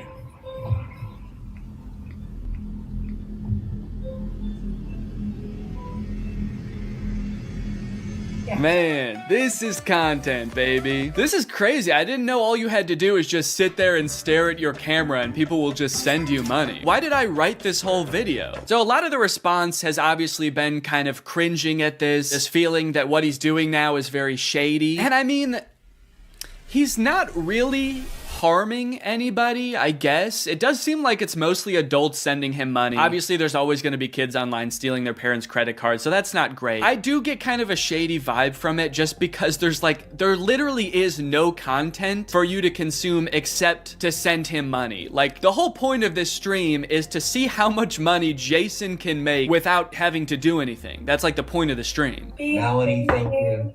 Let's go. And you could argue that Twitch streaming has donations and, you know, a bunch of other live streaming does too. But I would argue that there's at least some content behind that. Someone's playing a video game or they're doing a podcast live and the donations are just a little bit extra on top. It's not the content itself. I've also seen a lot of people wondering, like, wait, isn't David super generous? During his vlogs, he was always giving away cars. He was paying for people's weddings, just like handing out PlayStations to people on the street. Surely he could just help Jason if he's struggling financially, right? Wrong. From some of Jason's podcast clips, it seems that that is definitely not the case. But before we get to that, I've got to make some money of my own. Alright guys, let's get those gifts in. James, thank you for the llama. Carol, thank you for the sombrero. Brian sent a Arab? Oh. Is this a gift on TikTok Live? Also, how did you get this one? This one's mine. Well, regardless, this is actually pretty convenient because this video is sponsored by Arab. Arab flavors your water using scent-based taste. And, oh, Brian also sent a scent pod? Oh, thanks, man. Okay, so I can put that on. With the scent pod down like so, it's just a normal water bottle. But when I activate the scent pod, air is able to pass through the scent pod and into your mouth, where you can taste the scent.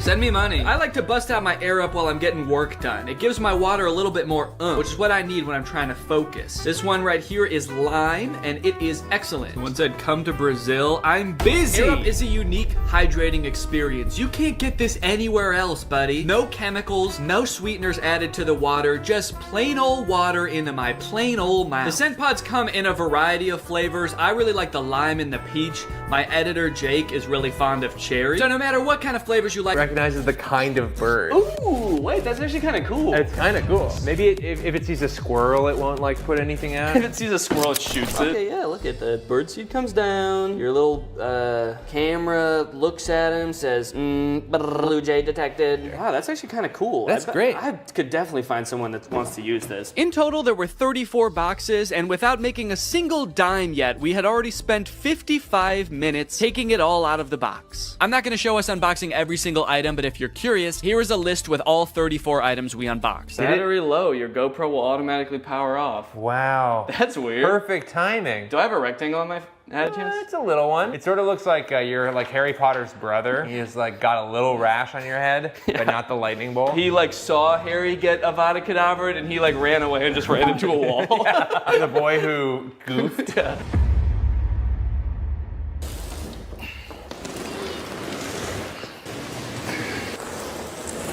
That thing is heavy as hell. I want to get this stuff listed on Facebook Marketplace as fast as possible, so I'm gonna take inventory of everything in this box, look it up on Amazon, and find out how much it costed. That way I can list it on Facebook Marketplace for a fair price. And this will be really interesting to see because this box cost $340. So once I tally everything up, I can see how much I can potentially make off of all of this. I've never had to think about how to properly photograph a toilet seat before. I don't know what people who are buying this thing are looking looking for? Like what's the best angle for this thing? You need to know how big the hole is for scale. I can put my hand there. Once I got everything inventoried, the next thing I had to do is actually figure out how much everything is worth. It was actually really interesting to see what the most expensive items on here were, what the cheapest items on here were. The cheapest thing was the USB clip-on fan, and the most expensive thing was that cream and gray rug, which was $140. A couple of the items, I didn't even know what they were when I opened them, and searching around on Amazon, I was actually able to figure it out. So now I can actually list it on Facebook and not just be like, this is I don't know what this is. It's a piece of wood with a handle. The thing I'm referring to right there, I thought was a cabinet door. Oh, is this a cabinet door? But is actually some kind of stovetop cover. It's a piece of wood that you put on top of your stove when you're not using it. That way you have extra counter space. Seems a little bit dangerous, maybe. I don't know why they made it out of wood. That seems like maybe the exact wrong material to make it out of. Oh, the vertical tents, the standy-uppy tents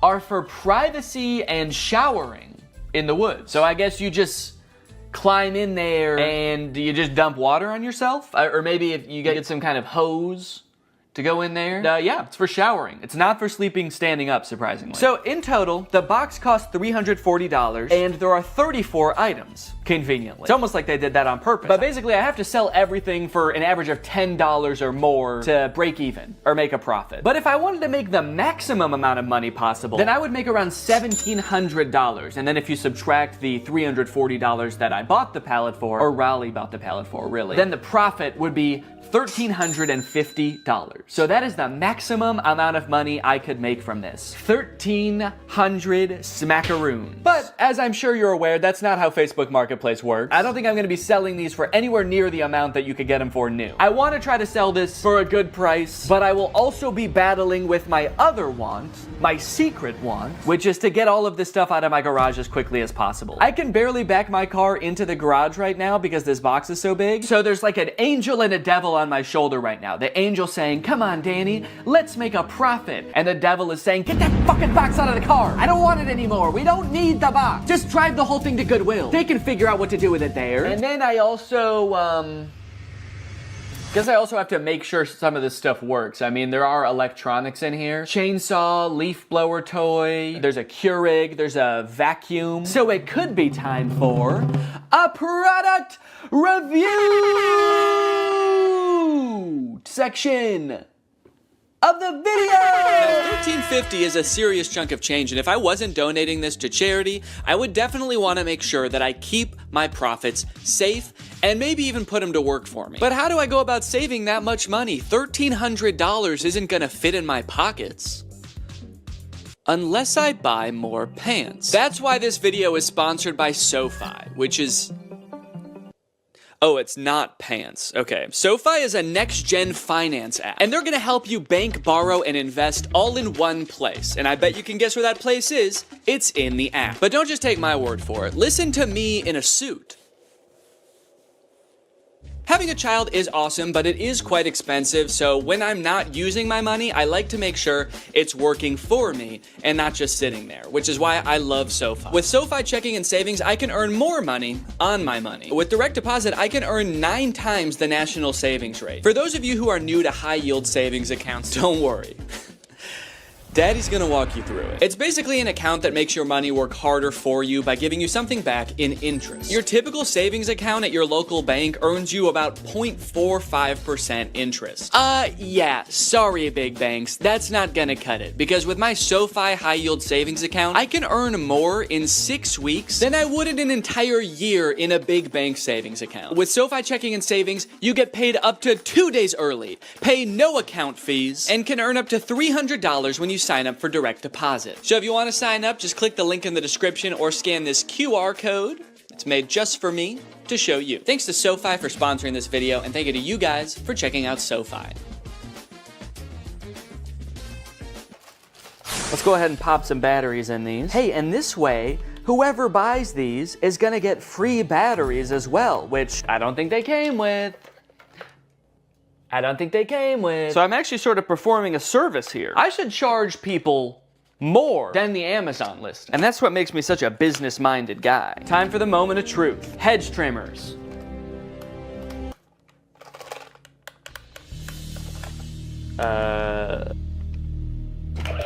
Whoa! Okay, this one works. I didn't even mean to turn that on. I just, as I picked it up, I accidentally pulled the trigger. This one, it seems like doesn't want to do anything, and this one was so ready to work that the second I touched it, it was like, yes!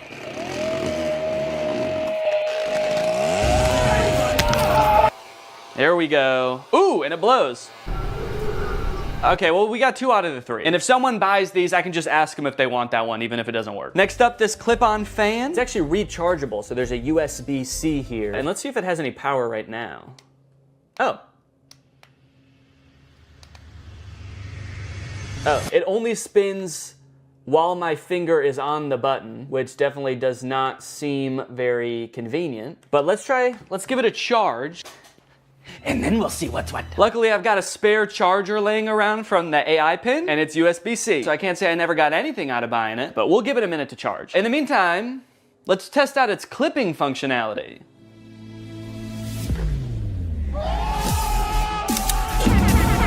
Hell yeah. Up next, oh no, golly. Is that really what I say when something surprising happens? Did I say, ooh, no, golly? No, golly! Having a child has turned my language all topsy-turvy. A few months ago, I definitely would have just said like, oh, fucking shit, as that thing fell over, you know, because I'm a cool guy, I swear. Okay, so this is the Keurig. Water. And now let's see if it'll just make me a hot cup of water. Guess I'll just do 8 fluid ounces here. Go. Does it know there's not a cup in here? Go! Why isn't it going? A Keurig starts going right away, right? You press it and it just starts going like... In my experience, every time I've used a Keurig, you press it and it goes right away. Okay, maybe it knows there's not a cup in here and it is mad about that. All right, let me see if I have a Keurig cup laying around. Found one. Maybe I have to put a mug here. Maybe it won't start unless it detects. Does it have mug detection technology?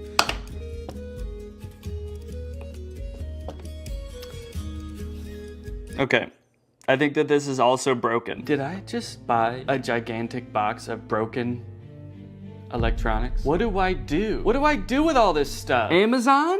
I'm demanding you contact me to take all this stuff back and fix it and sell it again. I don't know how to fix a Keurig. I don't have the resources for that. Damn, dude. Golly. What did I say before? Oh no, golly. Ah! Smart AI recognition bird feeder. You get an automatic notification when you have a visitor. So you could get a notification that says like a cardinal's here or a hummingbird's here. How terrifying would it be if at like 4 a.m. you get a notification that's like Gary's here? You're like, who the fuck is Gary? You go on your phone, there's just a video of a man shoveling bird feed into his mouth. Thanks. I'm the CEO of this company. It tells me where all of them are, and I eat bird seed. Seat for the birds to hang out? Neat. Why doesn't this come with instructions? Okay, I have to scan the QR code to download the Bird Lover app from iOS or Android. Okay, so maybe the instructions will be on there. Bird Lover feeder. Bird Lover feeder? Shouldn't it just be a bird feeder? Starting to think a human being is actually gonna show up. Little old lady. Thank you for setting this up, young man. I love birds. And I'm so hungry. And now? Oh, I wonder what this little thing is here. That's the camera lens. And then what is this? Is it a big speaker? Play soothing noises for the birds. Soothing noises. Metro Boomin. Yo, okay, look it. Oh, what kind of bird has showed up to the bird feeder today? Danny Bird. Okay, can I take a picture? Oh, I got a notification. Bird feeder camera has detected movement. I like that it's just saying that the smart bird feeder has detected movement. Obviously, it's not saying bird detected. It's like, we have detected something, but it's not a bird. You should probably just look for yourself to see. You're not gonna believe us if we tell you. It works! Man, I was worried about this one, because I actually feel like this thing's pretty cool, and I wanted it to work really bad, So why did someone return it then? That's the question. So many stories behind these boxes, you know? What happened in this person's life between when they ordered the AI bird feeder and when they returned the AI bird feeder? They suddenly started hating birds? Okay, surely by now the clip-on fan is charged, right? Let's take a look. Ooh, it is! It works! Okay, the clip-on fan works. In my effort to provide an excellent experience for my customers, I want to go beyond just the electronic items, okay? There are some non-electronic items that need my attention. Actually, there's just one. It's the rug with the abominable crease. And guys, I have really bad news. There is not an abominable crease on this carpet. There are 2 abominable creases. Right here and right here. That is just abominable, man. Actually, looking at it like this, there's kind of more than 2 because there are some horizontal ones too. They're a little less severe, so I might not call them abominable, but I might call them like dastardly. But they did give me instructions on how to fix the crease, so I'm gonna try all of this, and then I should have a perfectly good rug to sell. Let me get some water. God, my finger is getting tired from spraying. This is such a tiny little sprayer that you have to spray so many times. Okay, I've spritzed it. Wait, why is it still completely full? It's like I didn't use any water. That's like how much I filled it up in the first place. What kind of magic watering can? Okay, well, we've got a soggy crease. I'm pretty happy with it. So I'm gonna give it a few days, just like the instructions recommend. And then hopefully this will be ready to sell. The last things I needed to test were the tents. Yeah, this is nice. This fits me. Yeah, I've got over a foot of headspace. Give you guys my POV. There's my little piggly wigglies. Plenty of room, man. Maybe they returned it because they thought they would fit in the tent, but they're 8 feet tall. All right, well, I'm gonna give this tent a 10 out of 10. A tent out of tent, actually. Whoa! Hi. So this is definitely some kind of privacy tent. I guess maybe for changing and stuff, if you're on a camp out with the boys and you're all sharing a tent and you don't want the boys to see your bare butthole when you're changing, then you get one of these set up and now you can go in here just like this, and now you can't even tell that my butthole's out. Okay, here's what it looks like inside the tent. I don't know, I've done a decent amount of camping in my day and I've never felt the need to have one of these vertical tents. I'm gonna have to give it, honestly, I'm gonna give it like a 4. It does what it's supposed to do, but I don't know why it does what it's supposed to do. So, yeah, oop. You know, being in this one when that happens would probably be scary. You're standing in there, you got your willy out, and then it just blows away. All the boys are sitting around the campfire, and suddenly you're just like, oh, I got the tent so this wouldn't happen. This last tent I was very confused about as I was putting it together. It's completely transparent, but has no ventilation. My suspicion was right that there is no ventilation in here. I mean, at least not without opening these windows. There are windows. Okay, so let me close this up, and now we'll just sit for a second. We'll see. Well, okay, hang on. This is not even big enough to sleep in, actually, now that I'm thinking about it. No, it's not big enough at all. This must not be a camping tent. Must not be for sleeping. What other, is this, oh, maybe this tent is like to keep you warm because it is insanely hot in here. That's why I say that. So, yeah, I guess there's like no problems. Oh, there's sand in here. What the hell? Look at, there's sand all over here and dirt on the inside. Okay, someone for sure used this. Despite being a little worn, it does the job. So I gave it an 8. Out of 10. After all of that testing and reviewing, I was finally able to get everything up and listed on Facebook Marketplace, and a few days later, I got a message. It was Barbara, and she wanted my pet gate. Hello, how are you? So sorry I'm late. Oh, that's okay. Since I didn't want to give 34 strangers my address, I decided I would meet each customer at a nearby grocery store. Well, let me show you the gate. I have 2 little Yorkies. Oh, cute. Yay! Yay! And the next day, I met Irene to give her my landscaping lights. Hello, Irene. Oh, sorry, did I scare you? I 1000% did scare her. She screamed and jumped when I said her name, but that didn't matter because I had just made $23. Just about every day I was heading off to the grocery store parking lot to meet with yet another potential customer. I felt like I had the foundations of a real small business on my hands. Another day, another drive to the grocery store parking lot. Goodbye, sweet and sour chicken box. Goodbye. I was spending a decent amount of time driving to and from the grocery store and waiting at the grocery store, but that didn't really matter because I was making money, baby. I don't have the money, he paid me on Zelle. All right, we're a few days in now. How are things looking? I don't know if my listings just took a while to get into Facebook's algorithm or something, but they weren't getting any interest for the first couple days. But then suddenly, on the 2nd or 3rd day, I started getting a ton of messages. Just like that. And the messages are great because it means that I might be able to sell something, but it is also like really hard to keep track of. If you've ever sold anything on Facebook Marketplace before, you probably have dealt with this, but people will message you and then just disappear after you respond. Hi Danny, is this still available? You only have 4 pieces. They're talking about the pathway lights. There are only 4 of them. I don't know why they needed to tell me that. I know that. Don't shame me for how many pieces I have. Yes, are you interested? Yes, it's 4. And then they just completely ghosted me. They just messaged me to insult me. Hi, is this available? Yes, it is. Do you want it? I guess when you're buying things, you probably have so many options because there's probably, you know, there's a million rugs on Facebook Marketplace. So you don't have to treat one guy selling a rug very well. This person messaged me about the clear chair mat and said, are you ever in downtown Chicago? Even though I have my location listed on the listing, it is not downtown Chicago. I have it listed as pickup only. So I said, no, not really. And then I offered to meet him halfway in 2 different towns. And then he just stopped responding. No, sorry, I only want your ridiculously discounted product if you drive all the way to me and hand it to me. I'm not even gonna get out of bed, actually. You can just come in. And if all that wasn't bad enough,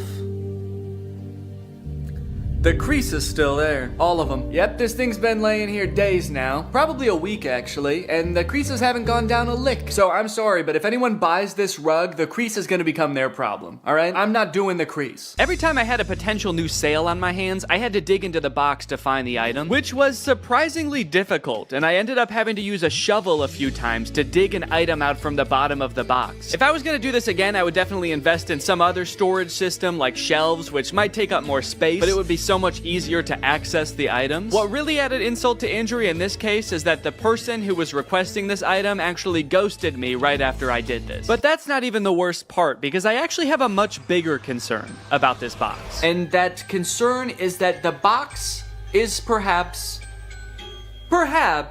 cursed. Firstly, after I reviewed all the electronic stuff in my office, I was moving the boxes around and a big spider crawled out of one. And it zoomed around, it took me forever to find, and luckily I was really chill about the whole thing. Secondly, anytime I've been doing anything with the box, I've been sneezing a lot. Ugh. What am I allergic to in this box? I don't want to know. And then I noticed that later that day, every time I've gone into the box, I have told Laura, I think I have a fever. This is like hours after I'm done using the box, but it's always on days where I did use the box. I just feel feverish. I have body aches, I feel exhausted. So I'm highly allergic to something in the box. I guess dust, although I've never been allergic to dust before. And then the third thing, which is the most concerning thing, a few days ago, I got a bunch of mosquito bites on my body. At least I thought they were mosquito bites at first, because they were just a bunch of itchy bites. But after a few days, they kept getting itchier and itchier, and you'll notice I'm itching one right now. And then they got really red, which doesn't happen to me with mosquito bites. The bite itself got red, and then the whole area around it got red. And they're starting to get better now, but you can still faintly see the redness around this one. I've got like 5 or 6 of these on my body. This is very concerning to me. So I don't know, maybe this is all kind of in my head, you know, maybe there's a spider in the box because it's in my garage and there's spiders in my garage. Maybe these bites are just mosquito bites and my body is reacting a weird way. Or maybe, what is the more likely option, the box is cursed. But hey, baby, that's just more motivation to get rid of this stuff, huh? Sell it. Give the curse to someone else. But at the very least, I should be careful when I give people the boxes. I should probably check them all for big spiders and ancient magic before I give it to them. Yep, should be good. Sweet. All right, have a good day. Yeah, no problem. All right, I've just finished up another sale here, and I was just sitting here in the car doing some thinking, and I think I've decided that I don't like this one bit. In terms of side hustles, man, I don't think that this one is it. Look at all of the messages that I've received between today and midday yesterday. So many people that I need to coordinate with, and the chances are, based on all of these messages, I probably won't even sell anything. The ratio of messages I receive to products that I sell is probably like 40-1. I've spent so much time messaging people and I've sold 8 things. Out of the 34 things I have, it's been weeks and I've sold 8 things. And then when I do have an actual buyer, it's almost just as annoying to coordinate with them. I had another guy that I was selling something to. We were supposed to meet at 7 p.m. one day, but he messaged me at 5:30 and was like, hey, just to let you know, I'll be there in 20 minutes. I hope you're free. To which I responded, no, sorry, I'm not gonna be free until probably at least 6:45. And then he messaged me when he arrived at 5:50 and said, okay, I'm here.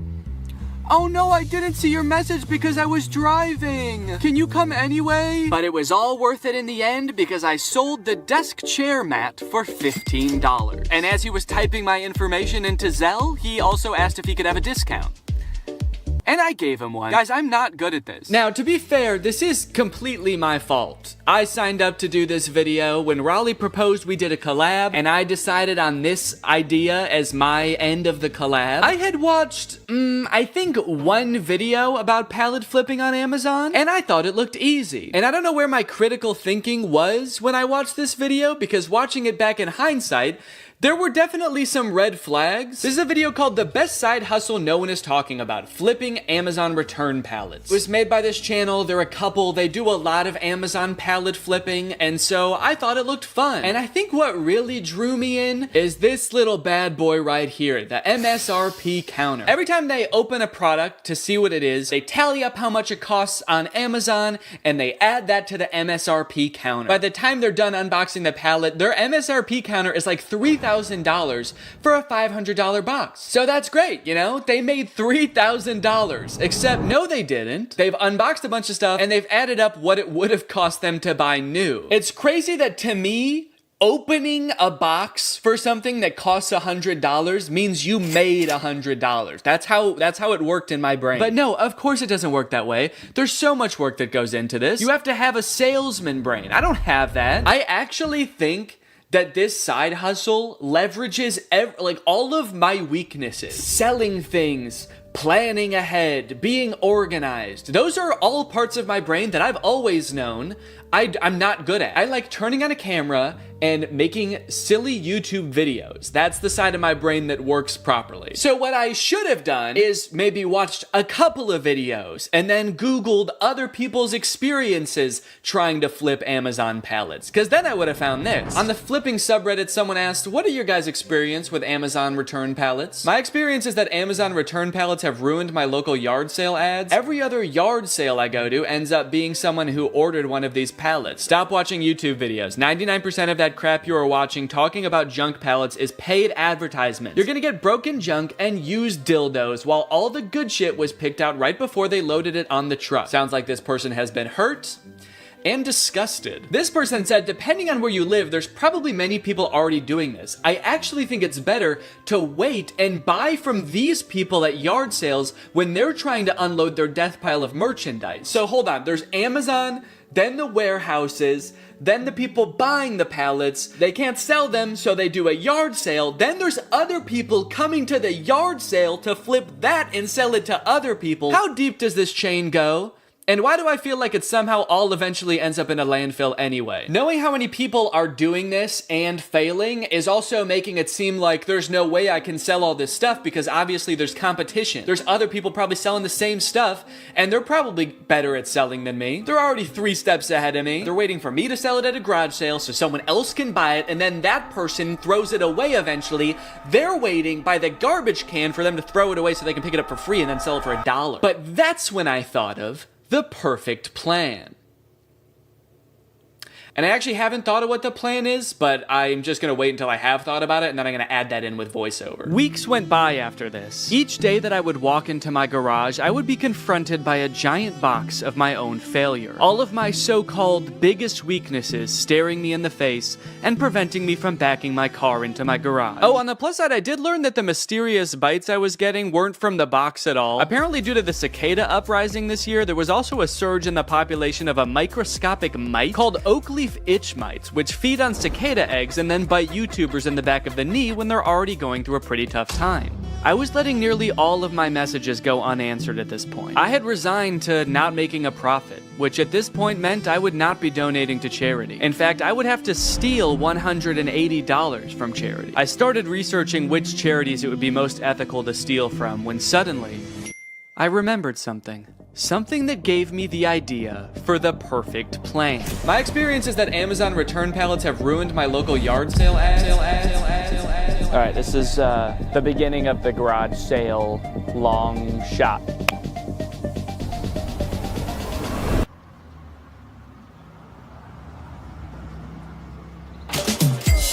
thank you. You know what I think you'd love? A tall green tent. Pleasure doing business with you. Cha-ching. Another satisfied customer. I'm on a roll. Yes. Thank you. Yes, yes, yes. I thought she was gonna want the bird feeder. She looked like the perfect candidate for the bird feeder. She actually laughed at the idea. She asked about it, I told her what it was, and then she laughed at me and said, "That's hilarious." And then she left.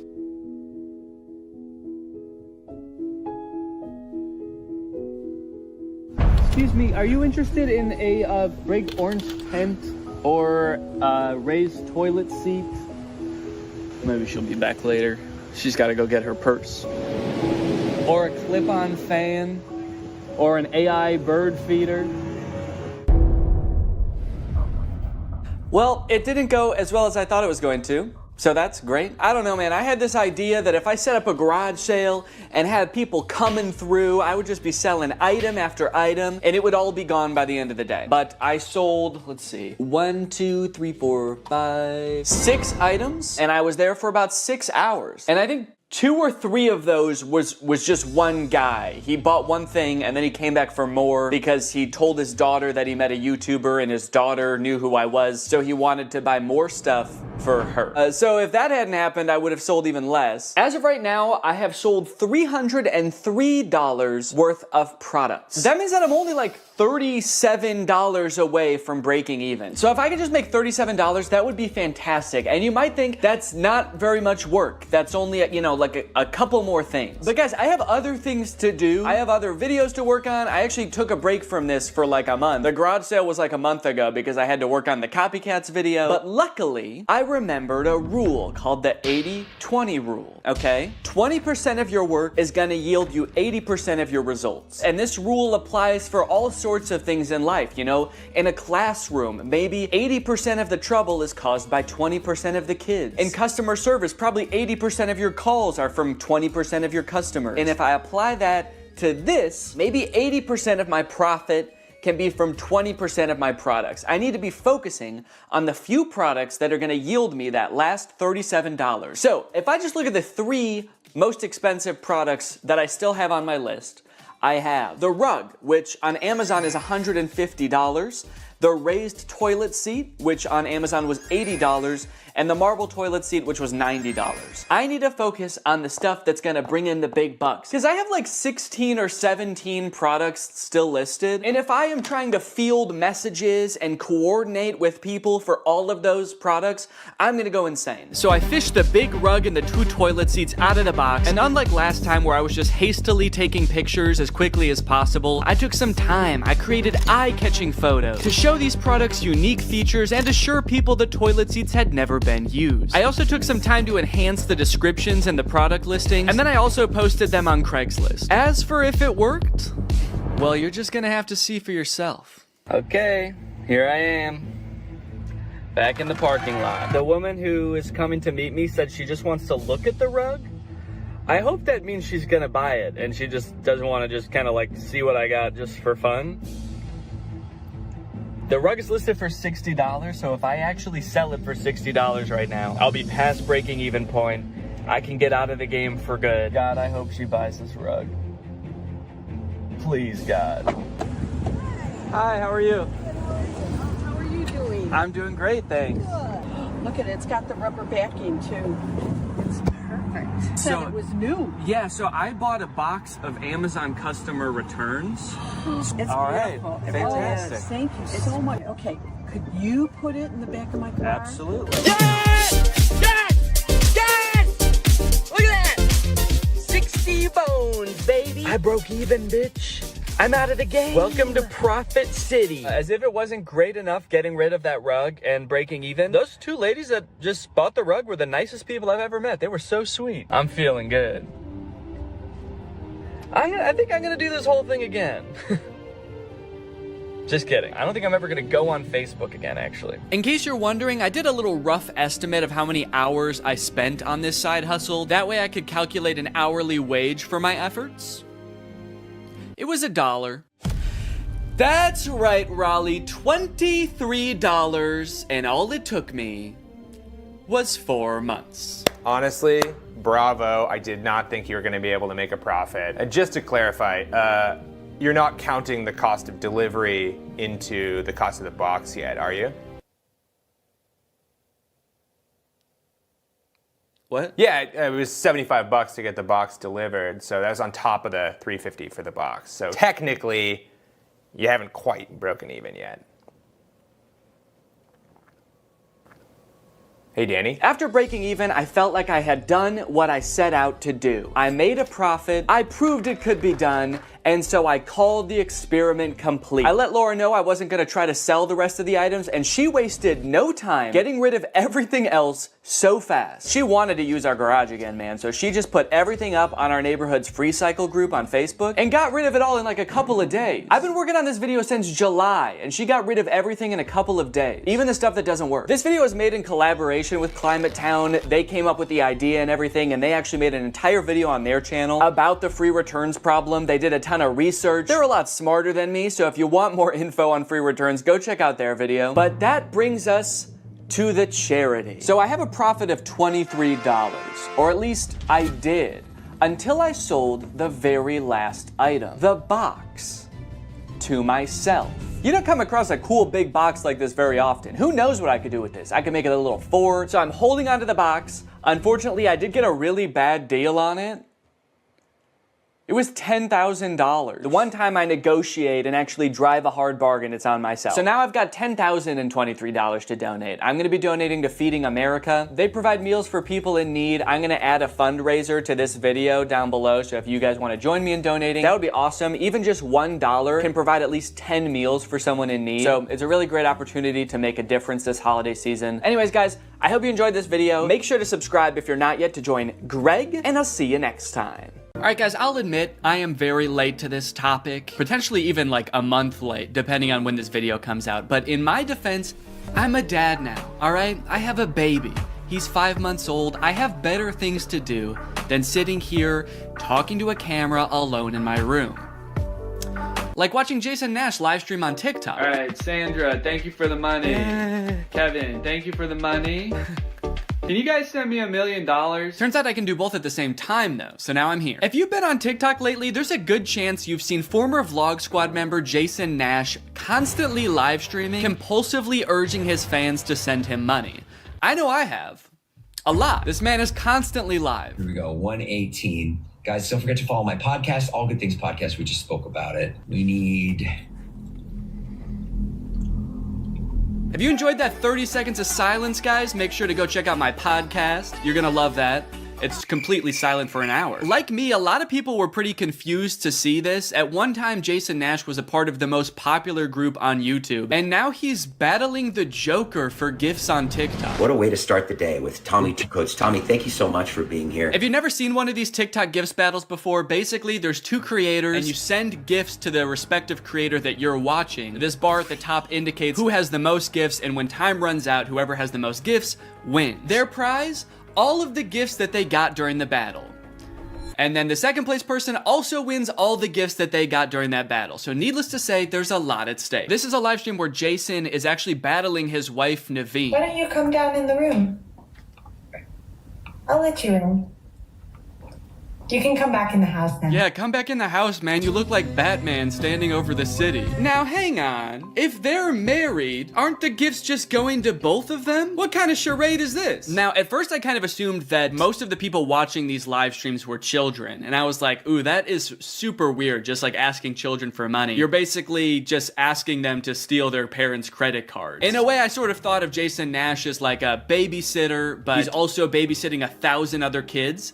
And if you start choking, he's not gonna call 911 because he can't see you. But after tuning into a few of his streams and actually like clicking on some of the profiles of people watching, I realized that it's actually mostly adults, which was very surprising to me. Guys, what are we doing here? Stop that. I promise you there are like 1 billion other better uses for your money than helping Jason Nash's wife crush him in a gift battle. Fun as it may be. The reason I wanted to make this video is because I think that it's kind of a very interesting look at the career span of a creator. It's a pretty new career, all things considered. And like nobody's been a full-time online creator for 40 years. So we don't really know how long this career is supposed to last or how it will evolve over time. So I think it's worth looking at why Jason Nash is here. Between the years of 2016 and 2020, David Dobrik was seemingly at the top of the YouTube ecosystem. What started as David just sort of goofing around and filming his friends as up-and-coming content creators quickly turned into partying all the time, collabing with huge celebrities, huge giveaways, and giant sponsorship deals. And if you didn't watch the vlogs around this time, you might think that David was like the biggest part of them, but it was actually more his friends doing the heavy lifting. David was always behind the camera, and sure, he would laugh a lot, and you'd hear him laugh, but I really feel like the reason people tuned in was sort of to live vicariously through David and experience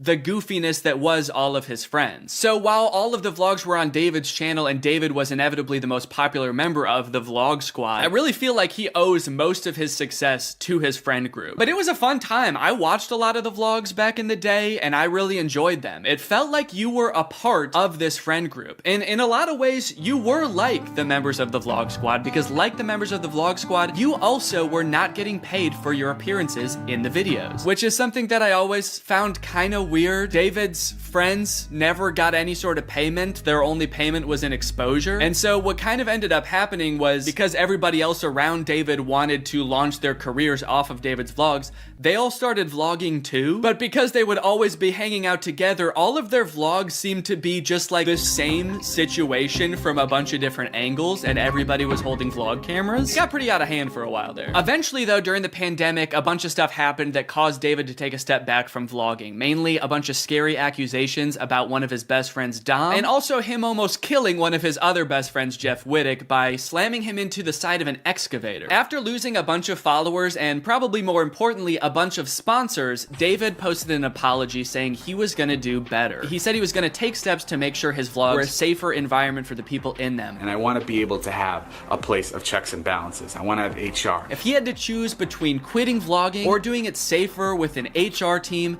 he was gonna do that.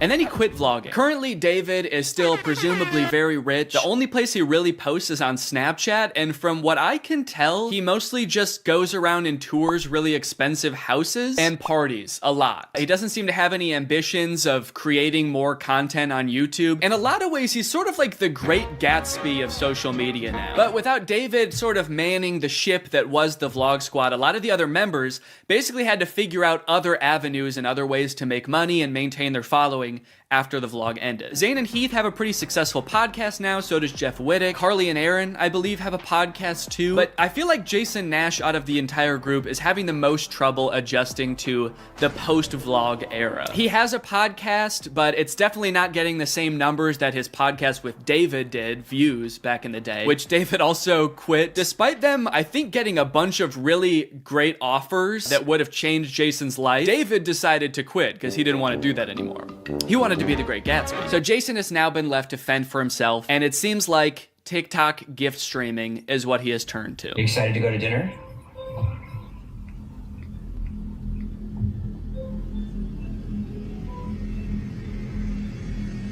Man, this is content, baby. This is crazy. I didn't know all you had to do is just sit there and stare at your camera and people will just send you money. Why did I write this whole video? So a lot of the response has obviously been kind of cringing at this feeling that what he's doing now is very shady. And I mean, he's not really harming anybody, I guess. It does seem like it's mostly adults sending him money. Obviously, there's always going to be kids online stealing their parents' credit cards, so that's not great. I do get kind of a shady vibe from it just because there literally is no content for you to consume except to send him money. Like, the whole point of this stream is to see how much money Jason can make without having to do anything. That's like the point of the stream. Melanie, thank you. Let's go. And you could argue that Twitch streaming has donations and, you know, a bunch of other live streaming does too. But I would argue that there's at least some content behind that. Someone's playing a video game or they're doing a podcast live and the donations are just a little bit extra on top. It's not the content itself. I've also seen a lot of people wondering like, wait, isn't David super generous? During his vlogs, he was always giving away cars. He was paying for people's weddings, just like handing out PlayStations to people on the street. Surely he could just help Jason if he's struggling financially, right? Wrong. From some of Jason's podcast clips, it seems that that is definitely not the case. But before we get to that, I've got to make some money of my own. Alright guys, let's get those gifts in. James, thank you for the llama. Carol, thank you for the sombrero. Brian sent a Arab? Oh. Is this a gift on TikTok Live? Also, how did you get this one? This one's mine. Well, regardless, this is actually pretty convenient because this video is sponsored by Arab. Arab flavors your water using scent-based taste. And, oh, Brian also sent a scent pod? Oh, thanks, man. Okay, so I can put that on. With the scent pod down like so, it's just a normal water bottle. But when I activate the scent pod, air is able to pass through the scent pod and into your mouth, where you can taste the scent.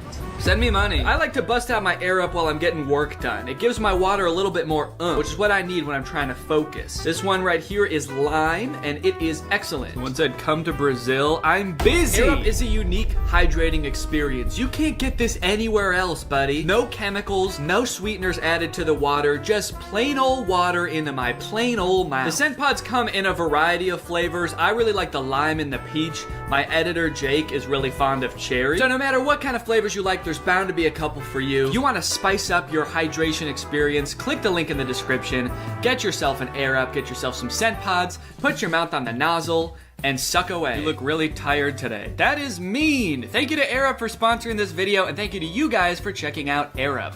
Now back to the video. About a month ago when Jason was in the thick of his live streaming every day, he posted this podcast where he and a bunch of David's mutual friends talk about how different life is now that David's not vlogging anymore. But the thing is, like, David's in this, like, moment in his life. Yeah, where he can do anything. Where he just parties. Oh no, Jason, the look on your face, man. Jason's like, don't look bitter, don't look bitter, don't look bitter. Where he can do anything. Perfect. He can do whatever the fuck he wants now. He calls me to play pool.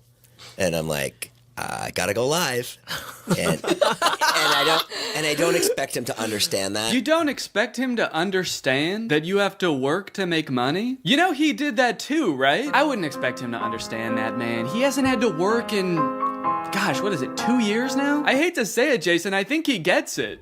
I just don't think he cares. Like, I'll say things like, I'm losing my house, and he'll be like, oh, but just come play pool. I just don't think he cares. Dude, Jason, haven't you learned anything from being friends with a popular YouTuber? You just told him you might lose your house, and he invites you over. You think he really wants to play pool? Dude, he's probably gonna Mr. Beast you. He's probably inviting you over so he can, like, surprise you with a new house. He might make you do Squid Games for it, but you have a chance to win a new house. Maybe he'll give you a new car. Or, you know, surprise you with his new car like he did that one time. My surprise to you is that I'm buying myself a car. I know, right? That was cool. I will say it is interesting that David seemingly stopped doing the extravagant giveaways once he stopped doing the vlog. I wonder what the correlation there is. That's kind of weird. There was a great TikTok that he sent, which was like some guy. It's just the guy that has like a lot of money and can do anything all day. He's like, oh, Diplo's having a party tonight, and like and it's literally like things that David has said. David sent Jason a TikTok of a rich, out of touch guy being like, oh my god, dude, this is so me. Dude, look at this TikTok. This is so me. That moment when you're rich and you're partying with Diplo and you're talking about how much you hate Jason Nash and how poor Jason Nash is. Guys, comment below if you found this relatable. But if you think about it, though, from 18 to like what, 23, 24.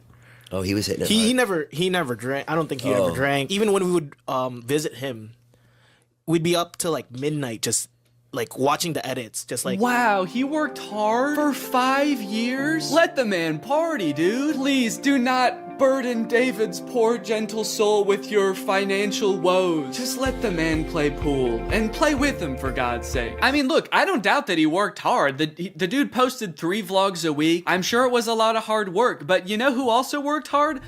Everybody in his vlogs. I mean, that dude just said it himself. They all stayed up with him until midnight watching the edits to make sure they were good. This was a group endeavor. And I know what people say. They say like, well, David gave them the opportunities, you know? He didn't have to make them famous. Yeah, he kind of did. That was like the whole point of his vlogs, was his friends. David wasn't just making them famous because he was a good, generous guy. He was doing it because that's what was working. They made him famous as much as he made them famous. Now it's like the complete opposite. Everyone's like working, and here's him just like, hey, what are you doing tonight? And it's like a Tuesday night. Everyone's working. Yeah, man, that is kind of a crazy switch. Whereas before, David was working and everyone was helping him. Now everyone else is working, so naturally David is partying with Diplo. Naturally, a lot of the conversation around Jason's live streams has revolved around the confusion as to why he wouldn't just get like a normal job if he was strapped for cash, or if like the social media thing wasn't working out. Can someone make Jason Nash a fucking DoorDash account? People are wondering, why is he pursuing this career that is like universally seen as embarrassing or cringe rather than just getting a 9-to-5? And I totally get that criticism, because I do love being a creator. I love getting to be my own boss. I love being creative on a daily basis, working with people that I'm really inspired by, entertaining people. But if this exact version of being a creator stopped being feasible, would I start doing gift streams on TikTok? Hell no. And not even necessarily because it's like embarrassing or cringe. It's just that like what I enjoy about being a creator, that does not accomplish. There's no being creative. There's no entertaining people. At a certain point, you like strip out all of the fun parts of the career and you just have only the most superficial parts of it left. Just money and fame. So no, if like this YouTube channel didn't work out anymore, there's a billion other things I would rather do that would be more enticing to me than like gift streaming on Twitch. But maybe Jason likes it. He doesn't look like he does, but maybe he does. On the other hand, I could say that Jason is also older. He's lived a lot more life, he's had a lot more experience, and his career in the entertainment industry has gone through a lot more ups and downs than mine has. From what I can tell, Jason has been a stand-up comedian, he's been in TV shows, he's been a podcaster, a Viner, and a Vlog Squad member, and now a TikTok live gift battler. Between all of those seasons of his life, I'm sure there was downtime where he could have thought, oh, maybe this isn't for me, I'm gonna get up and go get a normal job. And then, lo and behold, the next opportunity comes along. So in some sense, I do understand if Jason's mentality is like, maybe I'm just gonna do this for a little while until I get my next thing off the ground. And I know that when I started Vine, people said the same thing to me. They're like, what are you doing? Why are you doing Vine? You know? And I was like, okay, this is what I'm doing. And then I did YouTube, and people were like, why are you doing YouTube? And I feel like when you're first to something, that can really pan out. Yeah, I do get what you're saying, but also I don't know if this is the same as Vine and YouTube. Saying he's the first to this new thing like TikTok gift battling is gonna be the next big thing is very worrying to me. Please don't make that the next big thing, guys. On top of all that, there is this sort of like gamification in your head that happens when you're a content creator. Because so much of it is like numbers based, you're always looking at your analytics, hoping your numbers go up. It becomes kind of a game in your head to see if you can do better than you did last month or last year. Because of that, I feel like in a lot of content creators' heads, quitting or pursuing a different career path is seen as like losing the game, even if it's subconscious. That being said, I don't think that's a healthy way to look at it, and I would encourage people who are pursuing being a creator to find other passions that, you know, if this didn't work out, you could pursue that instead, because I think just clinging to relevancy for relevancy's sake is not a good thing. But why try to guess what Jason's thinking when someone literally asked him on his own podcast why he doesn't just get a job? This isn't me saying this as a negative thing. I'm just totally asking. Please. Yeah. Why don't I get a real job? No, I know why you do it. Yeah. But like... No, man. I know why you do it. It's pretty clear to me. But, could you tell everyone else why you do this? Someone said that the other day, why don't you get into real estate? I'm like, I hate it. I don't have a real estate license. Bo Graney? Oh yeah, I forgot. You have to be born with a real estate license to do real estate. But darn, Jason Nash was born with a TikTok account. So he has to do that instead. Right. Now look, would I be on TikTok Live if I wasn't in like a financial hole? I don't know. Probably not. But also like YouTube wasn't really working. And I needed to find something. OnlyFans. I can't do OnlyFans. This is such an unrelatable thought process to most people. YouTube is not working out for him, and his first thought is OnlyFans? TikTok begging people for money? It just comes off as being so set on being an influencer that nothing else matters to this guy. Listen, it is what it is. It's like, I was on Vine, I was on YouTube, I was on Snapchat, and now I'm doing this. Don't say it like that. Now I'm doing this. I mean, I do like it. No, man, I don't think you do. Not after that. We all saw that. So anyway, it is what it is, and I have to do it because I love it, and it's my favorite thing. Phew, that was close. Hey, we can hear you. What? You said that was close out loud. Oh no! Do you ever think about going to DoorDash or to like I just never thought it's entertainment or nothing. I don't care what it is. Like, what would you suggest I do? No. It's just that we get a job at Lululemon. From what I can gather from this clip and the way they're laughing about the prospect of being a DoorDash driver or working at Lululemon, those jobs are not even on the table for Jason. I don't know his personal finances, but Jason lives in LA, he owns a house, he has kids, he has a wife. So I feel like when he's saying things like, I don't have any other skills, what he's really saying is, I don't have any other skills that would allow me to live the exact same life that I'm currently living. And honestly, I could understand if he really does like the TikTok live streaming thing, but don't laugh at other jobs like Lululemon or DoorDash like you're so above doing them, yet you're on TikTok literally asking people for money. And I do totally get that Jason has kids that he has to support, that I'm totally empathetic to that situation. It is kind of ironic that his solution to that is to ask other people's kids for money online, but that's neither here nor there. This whole situation kind of reminds me of this TikTok I saw about a month ago. My Roman Empire is all of those influencers who dropped out of college or quit their jobs, moved to LA, then became irrelevant. Like, where did they go? What are they doing now? One interesting thing that I don't know if a lot of people know is that I feel like a lot of creators who get into this situation can actually leverage some of the connections they make while they're relevant and some of the skills that they've learned to get jobs at like marketing agencies, talent agencies, social media companies, or working for other creators behind the scenes. There's actually a lot of opportunities out there, which I would know because my first job out of college was working for a YouTube MCN. While I was still on Vine, I graduated college and I was worried that that wasn't going to be a stable career, so I actually got a job working at an MCN. And then I also worked at the YouTube channel Corridor for a while before my YouTube channel took off. So just throwing that out there, there are other career opportunities where you get to be involved in the creator space, even writing or acting, stuff like that. But it doesn't have to be your operation. You can just get a stable job. All right, it's time to talk about David again. While everyone was making fun of Jason for doing the TikTok live streaming thing, David paid him a visit on Snapchat. Dude, you're kind of becoming a legend on TikTok now. I know. Not in a good way. Yeah, but I think it's fun. No, man, this is a great look. This is awesome. Multi-millionaire visits former unpaid employee wearing a crown to make fun of his new job. David, do you know why, perchance, Jason has to do the TikTok live streaming? Have you thought about that at all? During your long nights of playing pool? Bye, guys. Thanks for having us over in your little hobbit home. And make fun of his house before you leave? Check. Great job. Now, with all of this talk about David and Jason, I just want to make it clear, do not go and send any hate to these people in real life, especially Jason. Jason actually got swatted mid-live during one of his streams a few weeks ago, which is obviously horrible. Anybody else inside? No. Okay, hold on. Let's get it together and then...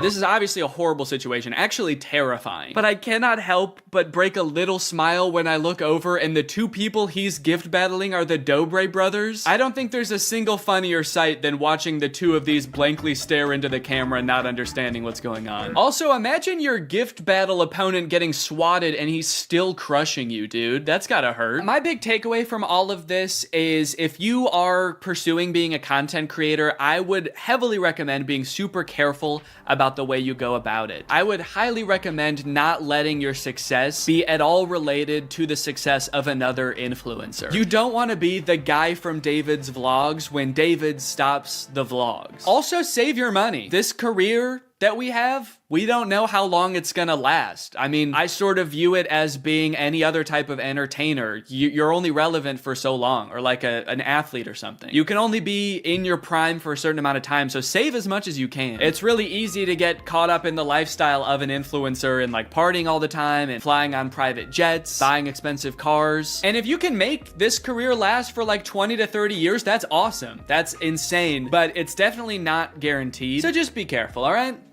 For me, for your old pal Dan. Alright guys, well I hope you enjoyed this video. If you're new here and you're not subscribed yet, make sure you subscribe and turn on my notifications to join Greg. Greg is what I call my fans here on YouTube, and if you just watch this whole video, that means you kinda gotta be a Greg now. I don't make the rules, sorry. Except for that rule I actually did make, but all the other rules I don't make. Alright, I'll see you guys next time. Bye-bye. Life as a new dad is pretty good. Rocking my baby to sleep, watching him crawl for the first time, and there's so much to look forward to. Like finding out what kind of TikTok dad I'm gonna become. There's so many types of dads on TikTok. You got Frog Dad. I could be like Addison Rae's dad, begging Young Gravy to box him. One thing's for sure, whatever kind of dad I become, I'm excited to do it on TikTok. Wait, what is this? TikTok is getting banned? Guys, TikTok might get deleted in the US forever in a few months, so I either need to move countries or fulfill my dream of becoming a TikTok dad now. Luckily, over the years, I've gathered a pretty choice list of dad talks, and today I'm going to watch them, and then I'm going to become them by recreating them. So let's take another look at that Addison Rae's dad TikTok. Can I get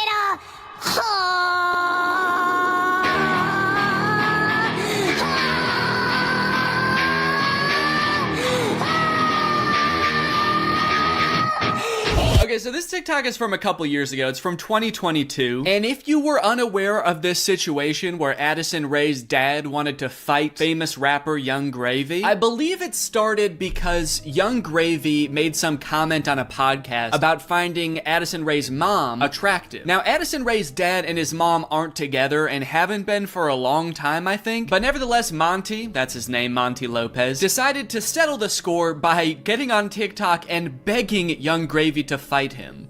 Can we meet now? Like today, it's August 9th, 2022. I'm ready and I bet you're not. Only a boxing match. Do you have what it takes? Please, I'm begging you, Young Gravy, fight me, please. I'll let you win. I don't care. You can bring a gun. Just don't kiss her. Also, because of the UMG thing that happened recently where they removed all their music from TikTok, this TikTok is completely silent. I'm guessing it had more of a badass vibe to it when it actually had music, but now it's just kind of sad. But to be fair to Monty, that TikTok was like 2 years ago. The beef has since been resolved, I think, or Monty just realized that Young Gravy was never going to respond to him, so he stopped trying. But let's see what Monty's up to now. What's going on, everybody? Happy holidays. We got some real funny videos that I'm about to show you. Let me know in the comments below which you think is the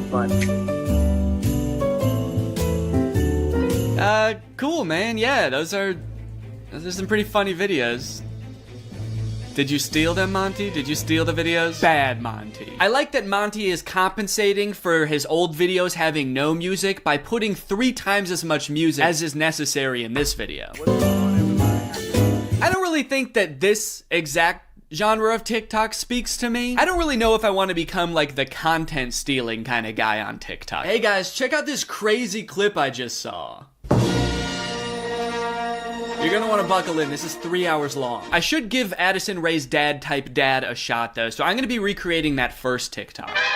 Okay, so I was trying to think of who it would be funny for me to be trying to fight in this video. My first thought, for some reason, was Joe Biden, but I feel like if I posted a shirtless video of me screaming and begging Joe Biden to fight me, I would be investigated by the FBI, the CIA, trying to think of any other 3-letter acronyms, AJR maybe. So I'm not gonna do that. Maybe it would make more sense if I just challenge someone who already does influencer boxing, like Jake Paul. I could make this same kind of shirtless screaming video, begging Jake Paul to fight me. I can't just stop there because Monty didn't stop there. Oh no, no, no. He challenged him, he begged him, he asked him to come to his house right now, and then he also pivoted to just posting silly videos on his page. So I'm gonna try to encapsulate all of that into one video. I also noticed in this video when he stands up, it like, well, one, it says run white boy run at the bottom, and then it also reveals that he has a tummy tattoo. So I don't know if I should incorporate that somehow. Like when I stand up, there's a funny tattoo on my tummy. Maybe it's just a heart that says Jake in the middle. Because I want you to get the vibe from this that I just want to hang out with Jake so bad. I don't care if he's beating the shit out of me or if he's just coming over to help me water my garden. It's actually kind of hard to write this upside down, but hopefully I'm doing this correctly. Can you even see it in the camera? Can you see the Jake? There's an effect on it. Should I use that effect? Gym light? Oh, it's kind of menacing. What other effects could I use? No, okay. Let's just do no filter or nothing. Can I get a I didn't like filming that at all. Actually, I hate that. I'm gonna put my shirt back on. Yeah, sorry, I hated that. I'm gonna keep my shirt on, actually. I thought I was gonna do it with my shirt off, man, but I can't do it. I just can't see myself convulsing shirtless like that. I don't even think I want it on the internet, to be honest. I don't want it. Nobody should see that. So it's gone now. I'm just gonna have to live with Jake tattooed on my tummy, and that's just gonna be a secret between me and you guys. Nobody's gonna know that happened. Okay, let's try again. Shirt mode activated. It's hard to press the start button the way I have my phone propped up. The keyboard's kind of in the way here. There we go. Okay, shit. God damn it. Can I get I might have been pretty good. I am picking up my phone at the beginning, but I think I went menace mode for sure. Actually, the beginning where I prop my phone up adds some kind of authenticity to it in a way. I don't know if it's like a millennial pause or kind of makes it seem like this video was totally off the cuff. Like I wasn't even planning on recording this. I'm just setting my phone up because I'm getting so pissed off. Well, I guess I'll just finish her up then. Oh, there's still sound. Can I make the sound stop now?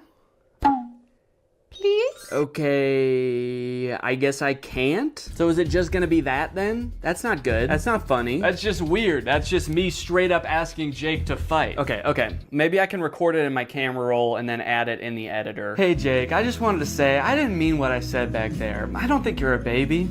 I think you're awesome. And we don't have to fight. We could just hang out sometime if you want to. Anyway, here's a funny video I found. Okay, now I have to actually find a funny video and add it in here somehow. Funny video I found. Hell yeah. Can I get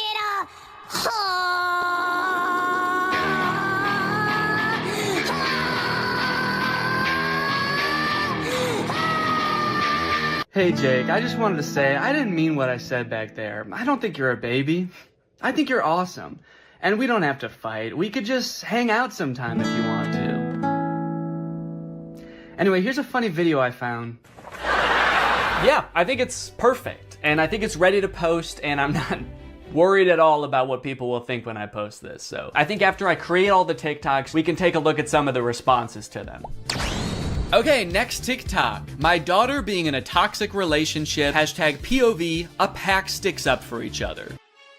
One of my favorite things about this TikTok is how many people show up. I thought it was just gonna be the dad at first, but then more and more characters keep coming in. It kind of makes the dad seem a little less badass. Like, no wonder the boyfriend's scared. He is severely outnumbered. I also love how the uncle comes into frame by touching the brother's shoulder, but it's obviously just his own hand touching his own shoulder. You know you're in for trouble when you feel your uncle tap your shoulder. You know how uncles do? Now, the weird thing about this one is that I actually don't know if this guy has kids. I actually don't think he does, but I do still think that there's something we can take away from this video. The whole concept of a pack sticking together.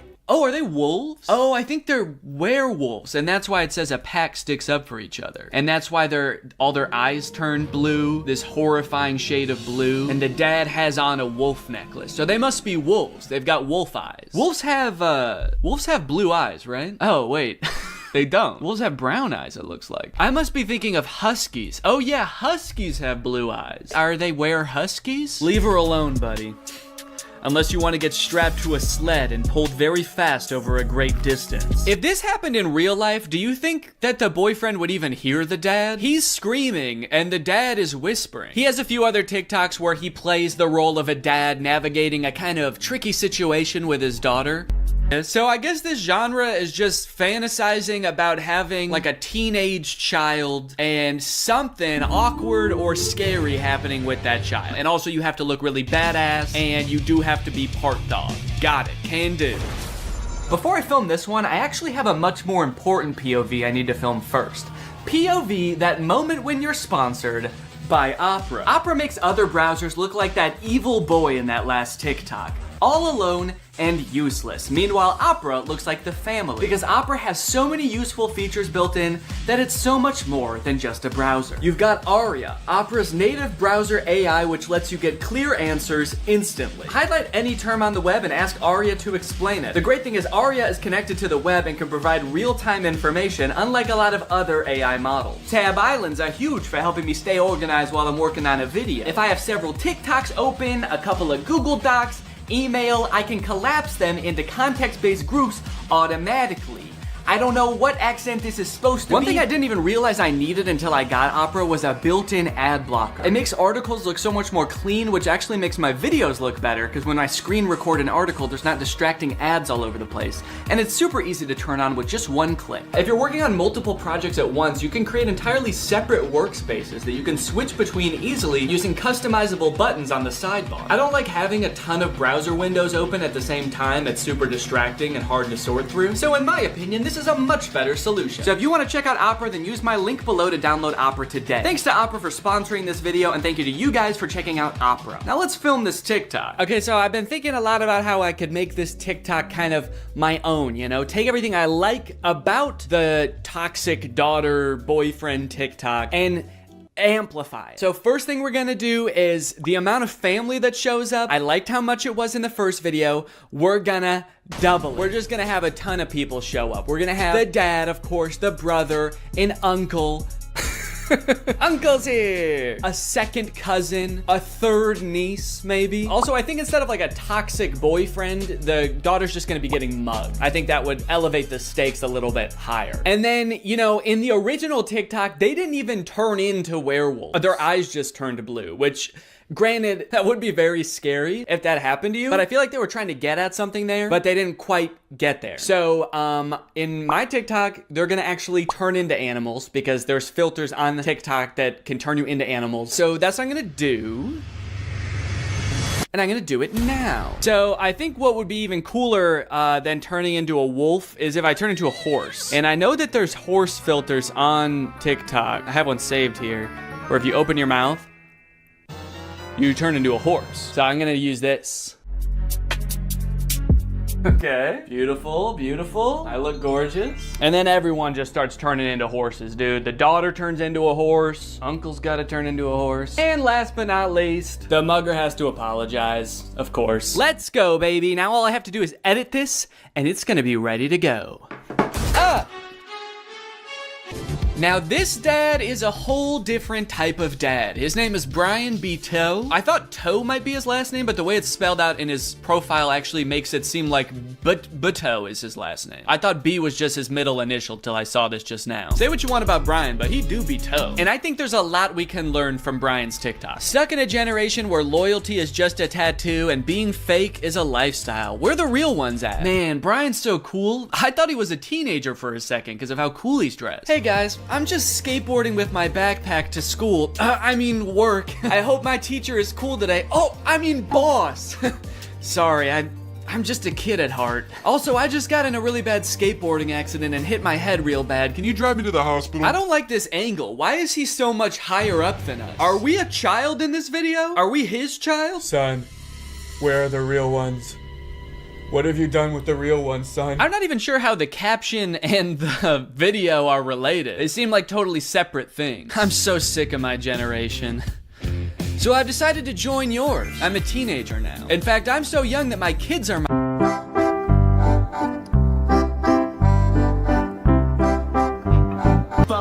All right. Now, obviously, I don't like this video. I don't like it one bit. But I'm mature enough to realize that I'm not the target demographic for this video. This video is for MILFs. 'Cause you a MILF. And I'm not a MILF. I'm at most a dill.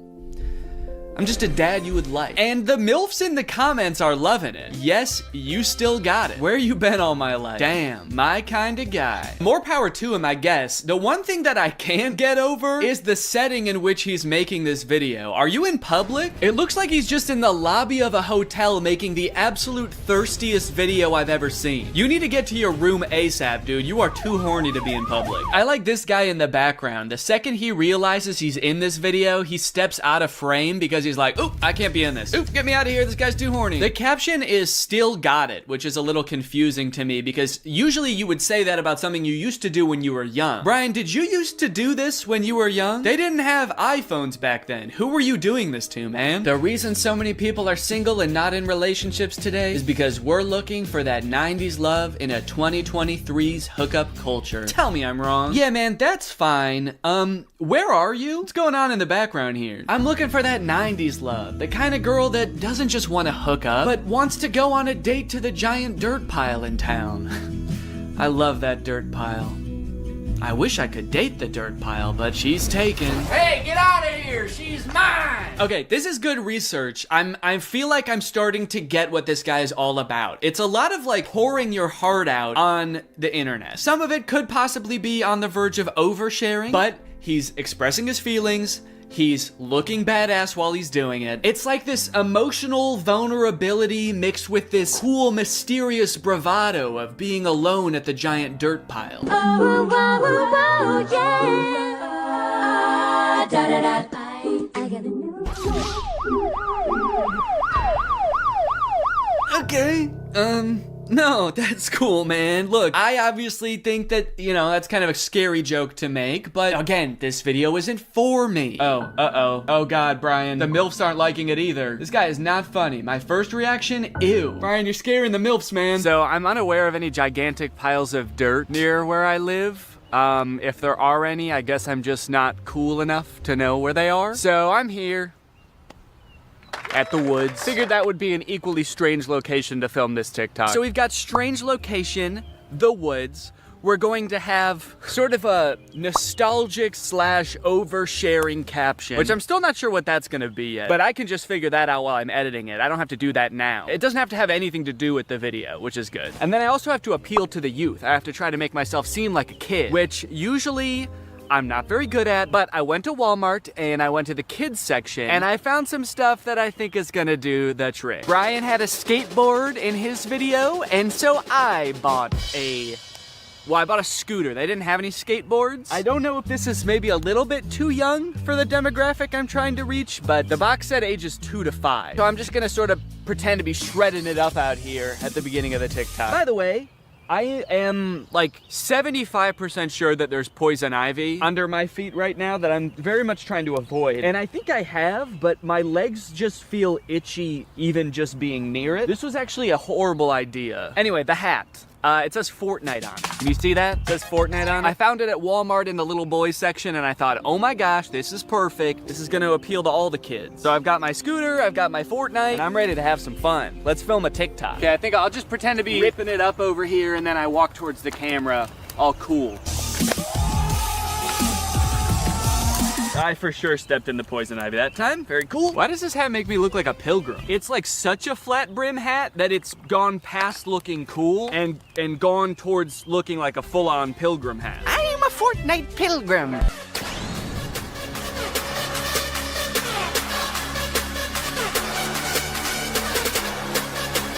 This one's just kind of a fun one. It's just a picture Shaq posted with like 20 seconds of music and then 20 seconds of silence. I don't know. Could be the move.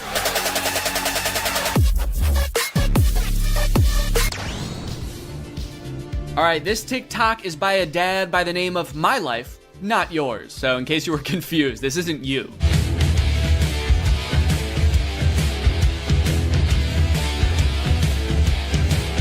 Yes, dude, thank you. This is the kind of energy I'm looking for. When your kids need you, you drop everything. And you don't walk, you don't run, you don't even drive. You jump through the air like a giant bunny and you land right where they are. I guess we don't see where he lands. It would be kind of funny if it like cut to a reverse angle and he just landed at the bar. But one TikTok in, I am liking this guy's style.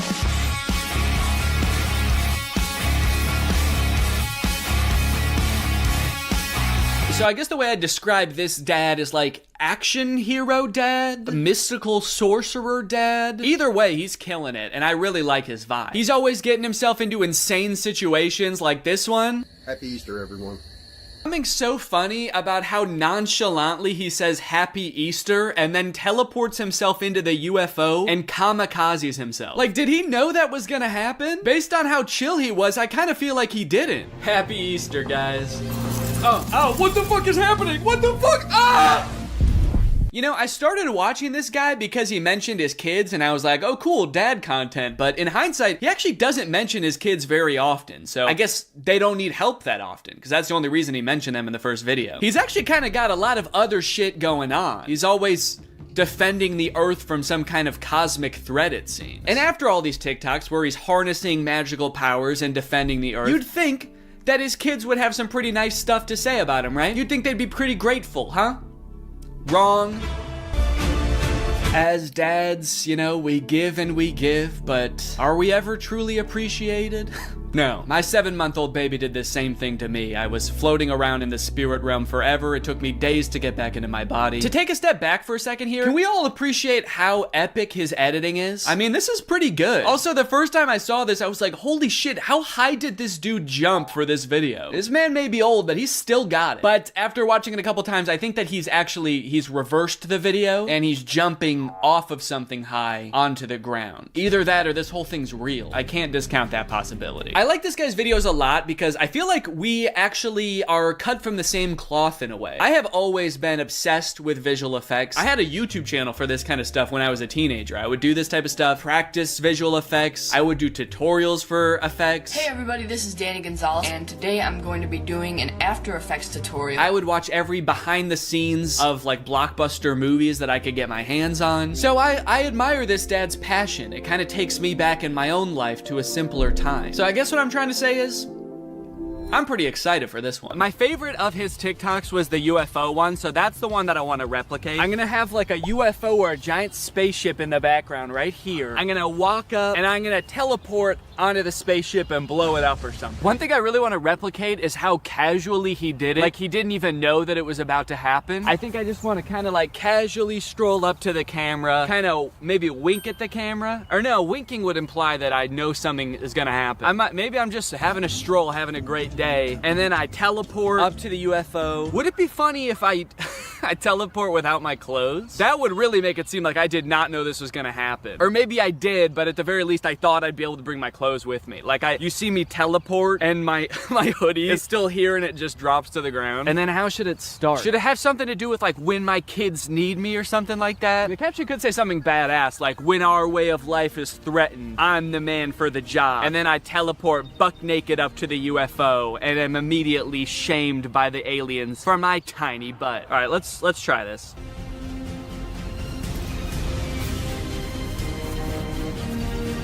Okay, and then I'm gonna take off my hoodie, put it right where I was, and then drop it.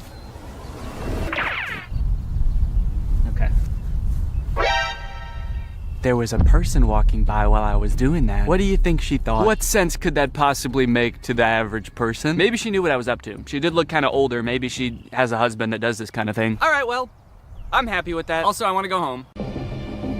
All of the TikToks have been recorded, edited, and posted. Let's see how people responded to them. We're gonna go from the least viewed video to the most viewed video, starting off with Addison Rae's dad. So this is the first video that I posted, and it is by far the least liked out of any of the TikToks. It has 45,000 likes. I think people were just confused. Nobody really got the reference. The general consensus amongst the audience is that I'm going insane. The second most liked comment is, "Nurse, he's out again? Is everything okay at home, Danny?" Okay, I was doing these TikToks to make myself seem like a really cool, awesome dad, and kind of feel like it's not working based on that comment. Oh my god, he's lost it. What is he planning? Or is he just having fun on TikTok? All right, he's either planning a video where this is some kind of satire, or he's actually just having some fun, challenging Jake Paul to a fight, begging him to meet up, and sharing some funny videos. Maybe this is just who Danny is now. Okay, next up was the Shaq TikTok. Lots of people praising my very calm demeanor in this picture. You look so comfy and at ease. You don't look terrified for your life at all. Looks like they were really nice. And then one kind of eerie comment. Please don't die, I love your content. Do they know something that I don't know? I look closer and this was posted by my doctor. Oh no, he's actually been commenting a lot on here. He says, the test results just came back, it's not looking good. Love your content though. Also, was Ice Spice cool? Just feel like there's better ways he could have contacted me. Someone said, is this real? And then someone commented under it, no, it's AI. Look at Ice Spice and Taylor's eyes, or the guy on the right, his hands, or the sunglasses just floating on his shirt. So I guess he's talking about this guy, saying, no, it's clearly AI. Just look at this dude. Which, is kind of fucked up, because it's not AI, that's just a real guy. Everything in the image is real except me. And even I am real. 16 minutes left.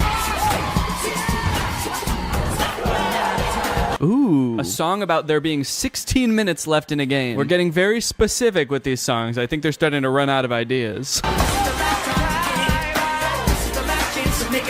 This is the last time to make Dad proud. If I don't, then he never will be. Hell yeah, he won the championship game. again. I'm noticing right away that this movie is like much higher production value than the other two. I'm curious to see the budget on this bad boy, because this movie looks like they actually like lit it. The other two just kind of look like they set up cameras and started filming, but there's lights in this one.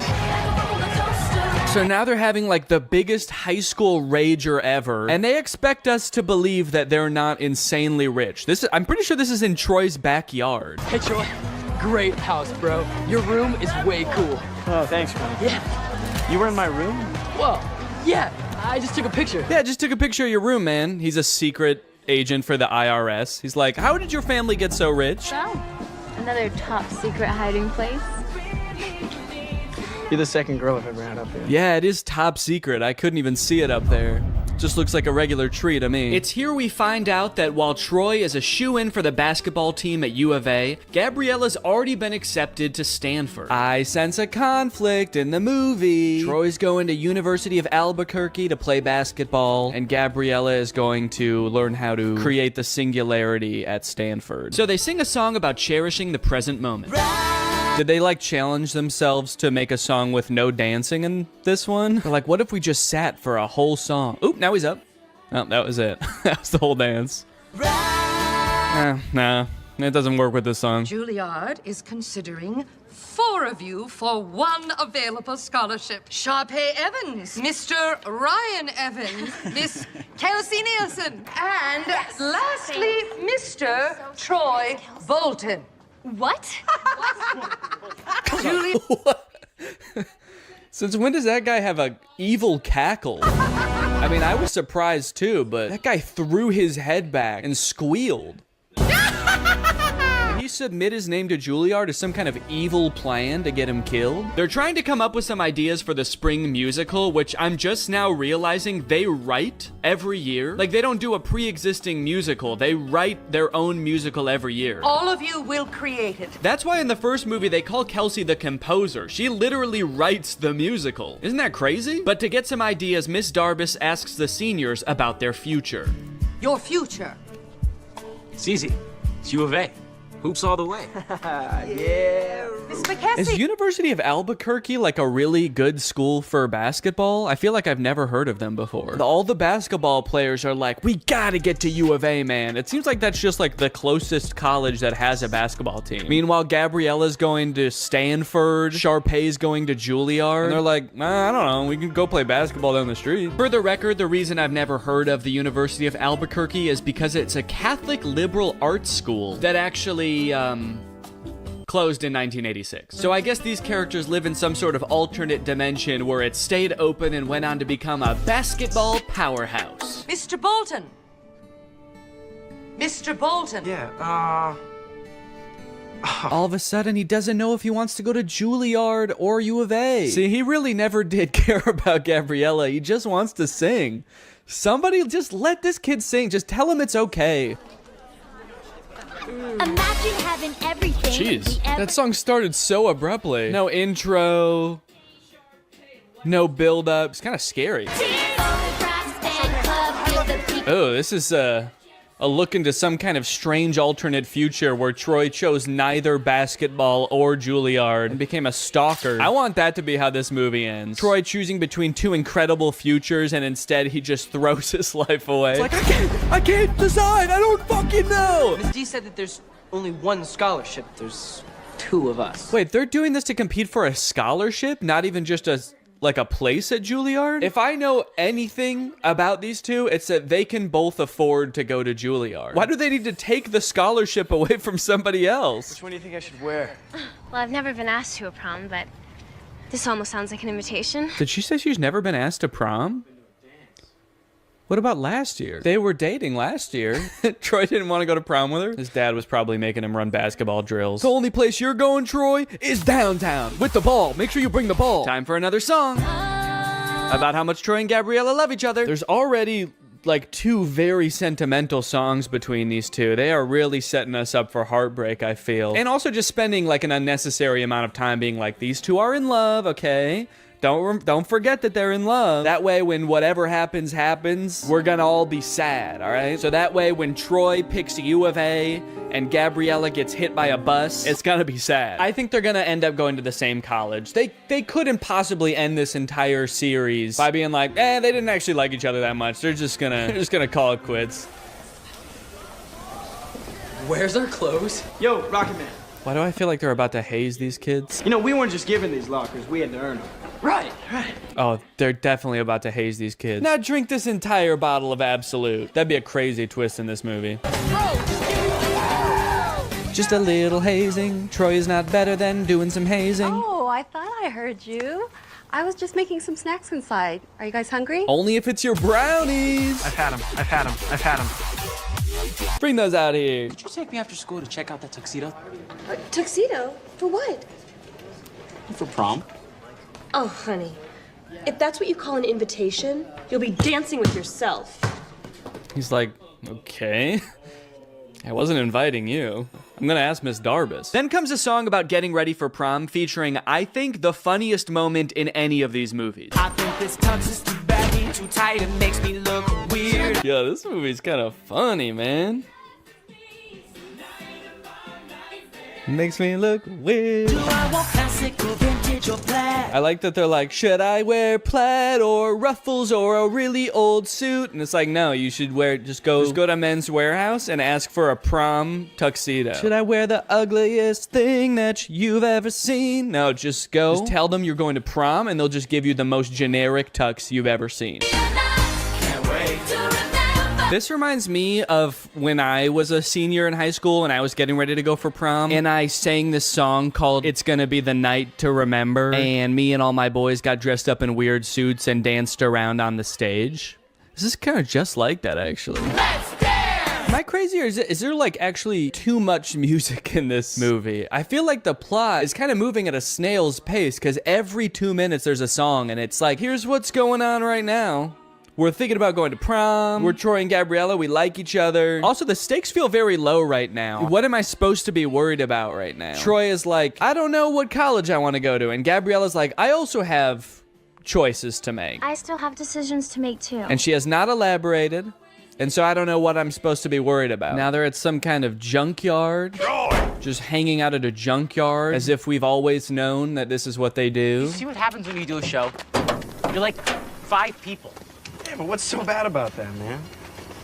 We used to come here as kids, we'd be 10 people. Yeah, I remember that, because they used to talk about that in all the other movies, how they used to come to the junkyard. Take it back to the place where you know it all began. Finally, the boys are back at the junkyard. So that we had a song establishing that Troy and Gabriella are in love. Now we have a song establishing that Troy and Chad are friends. This kind of reminds me of senior year in high school when I danced around in the junkyard with my best friend, and we sang a song about how the boys are back. It's weirdly similar, actually. Oh. Whoa! The junkmen who live in the junkyard are here.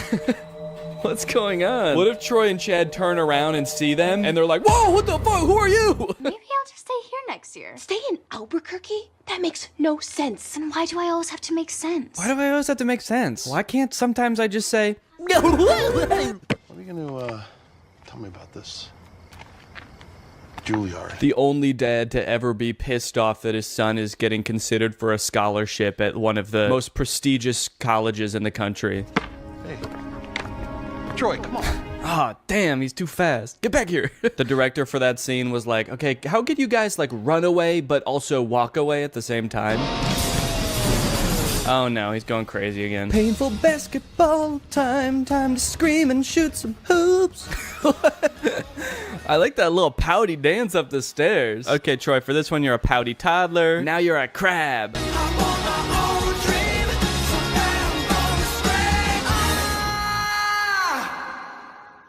Man, he wasn't kidding. He was really gonna scream. Well, now that he did it, I hope he can figure out what he's gonna do. Now that I got that out of my system, I'm for sure going back to U of A. I don't care about singing. Miss D, I know I'm not supposed to be here. Aren't you? Last one out turns off the lights. You know, she might seem cool about Troy being there right now, but as she walks through the school to get back to her car, she realizes he totally trashed the place. She's like, he tore down posters. He flipped an entire hallway upside down? How did he do this? I don't think I can do it, Troy. Uh-oh. Is that a Dr. Pepper in the background? That looks good. I've chosen basketball. But I've also chosen theater. The University of California, Berkeley. Okay. I'll be honest, I did not know that that was an option. They made the Mr. Beast logo. I like that they're performing for the camera and not for the audience who's here to see them graduate. They're just like facing away from the bleachers. All their parents are like, damn, I wish I could see their faces. I don't even know which one's my kid. Now they're all just gonna smile at the camera for the rest of their lives. They say, we're not going to college, baby. We're gonna stare at this camera forever. And that's it. That's High School Musical, baby. As far as endings go, I think they did a decent job with a nearly impossible task. It's a Disney Channel movie, so it's not like they can just like make everybody break up and go their separate ways at the end of the movie. That would be too sad, obviously. But they also can't make everybody just go to the same college and do the same thing, because that would be unrealistic. So it leaves the door open. My only issue is that in doing that, they kind of don't really provide any closure. Feels like they kind of just pushed Troy's decision of what he wants to do with his life further down the road. But if you are looking for some closure for Troy, I might have something that helps. I mentioned earlier that the character of Troy was inspired by one of the writer's real high school teammates. But when I read that for the first time on Wikipedia, I was surprised to find that that teammate has his own Wikipedia article. And that's because that classmate, Lynn Swan, went on to be a professional football player, playing for the Pittsburgh Steelers and winning the Super Bowl 4 times. This man is the real-life Troy Bolton, and that might be the least interesting thing about him. In fact, he might not even know. It really helped you in your game. All the things that ballet taught you, you applied that to the football field. Touchdown, Pittsburgh! Did you catch any flack from your teammates about taking ballet? I mean... Oh, always. What's a gift from the guys? But I'll always remember a Hall of Famer who rose to the occasion each time. A plie-making playmaker. But you're a playmaker. Did you ever think maybe I could be both? Who could defy gravity.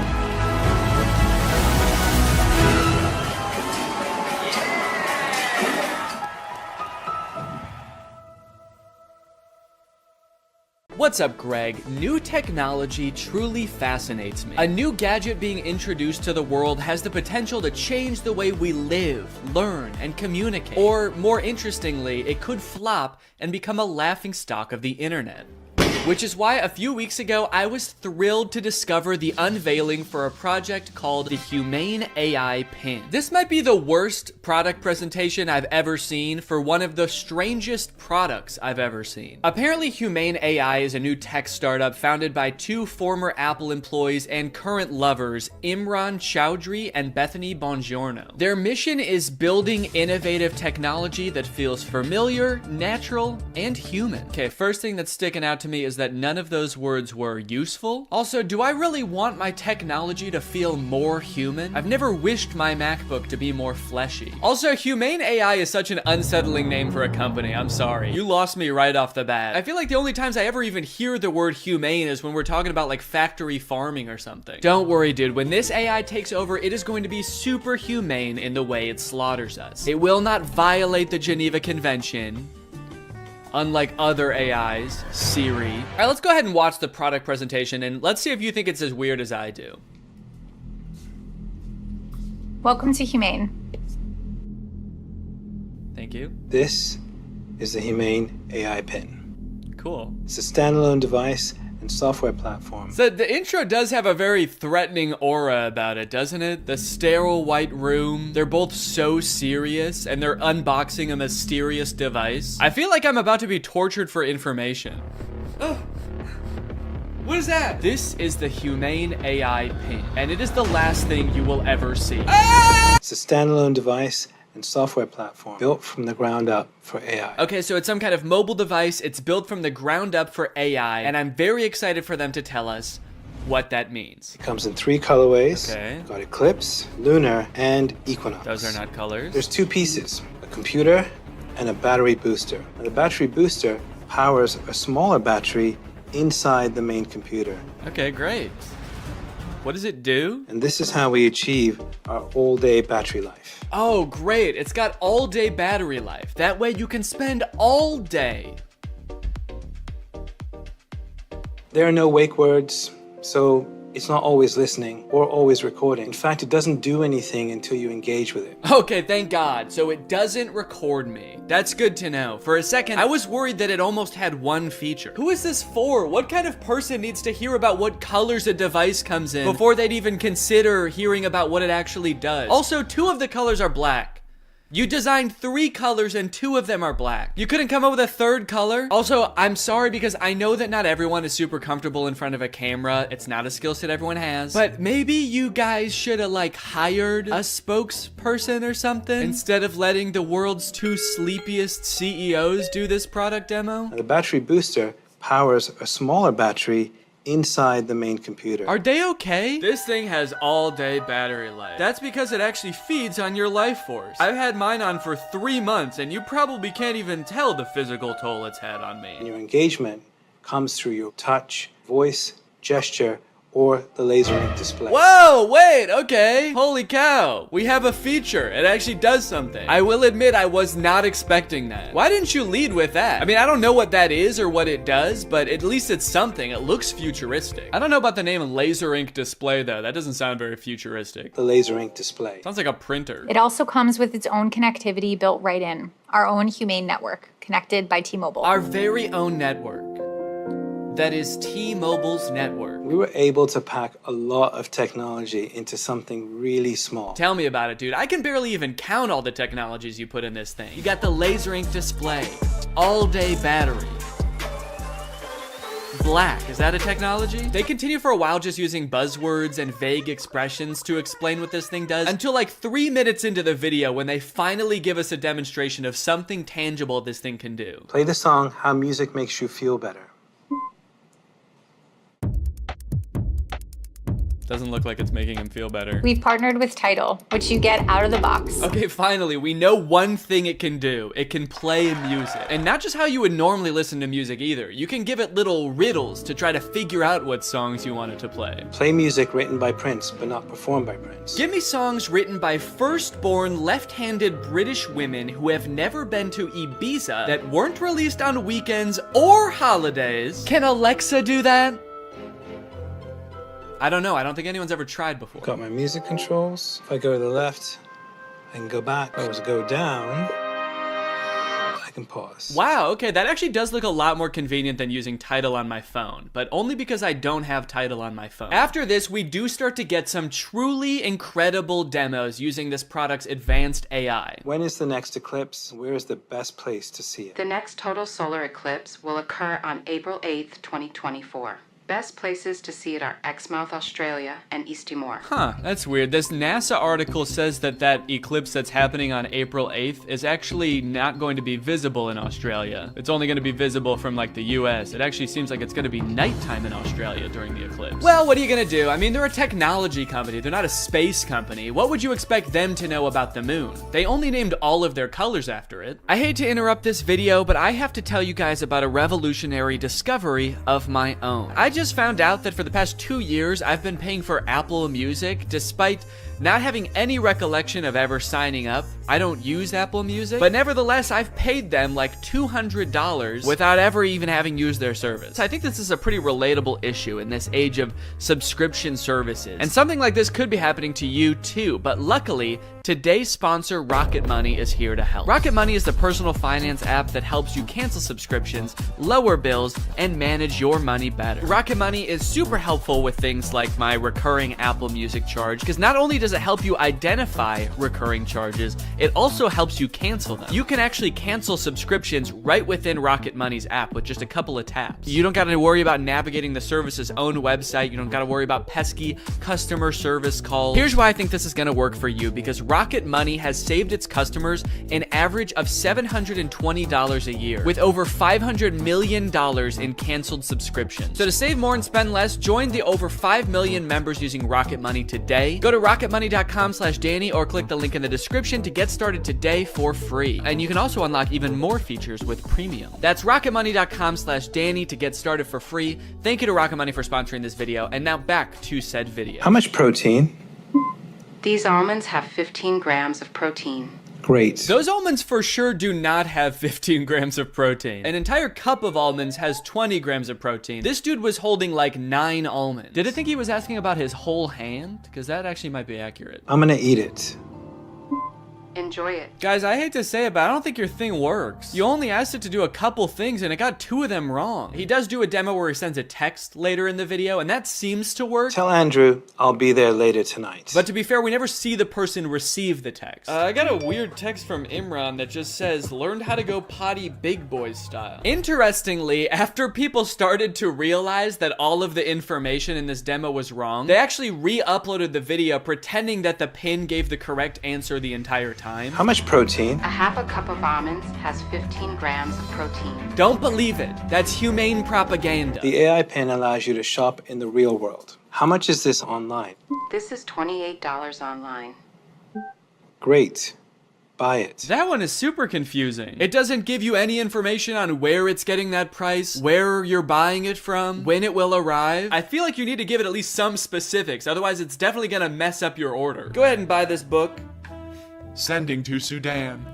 No, send it here. You didn't specify. Sending to Sudan. Shit. Now, if you're wondering how you can get one of these things, the prices range from $700 to $800 for the more expensive colors. And they're estimated to ship in March of 2024. Now, you might be thinking the price of $700 is a little bit high for this thing, but think about it this way. What other product on the market can so accurately tell you how many grams of protein aren't in 9 almonds? Okay, they've also got this little short film about the human experience using their AI pin. Isn't life about what we experience?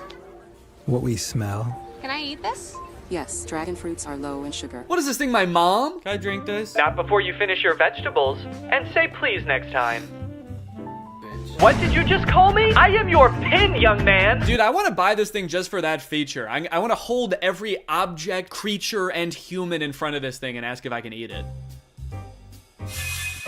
Do you need something from me? Can I eat that?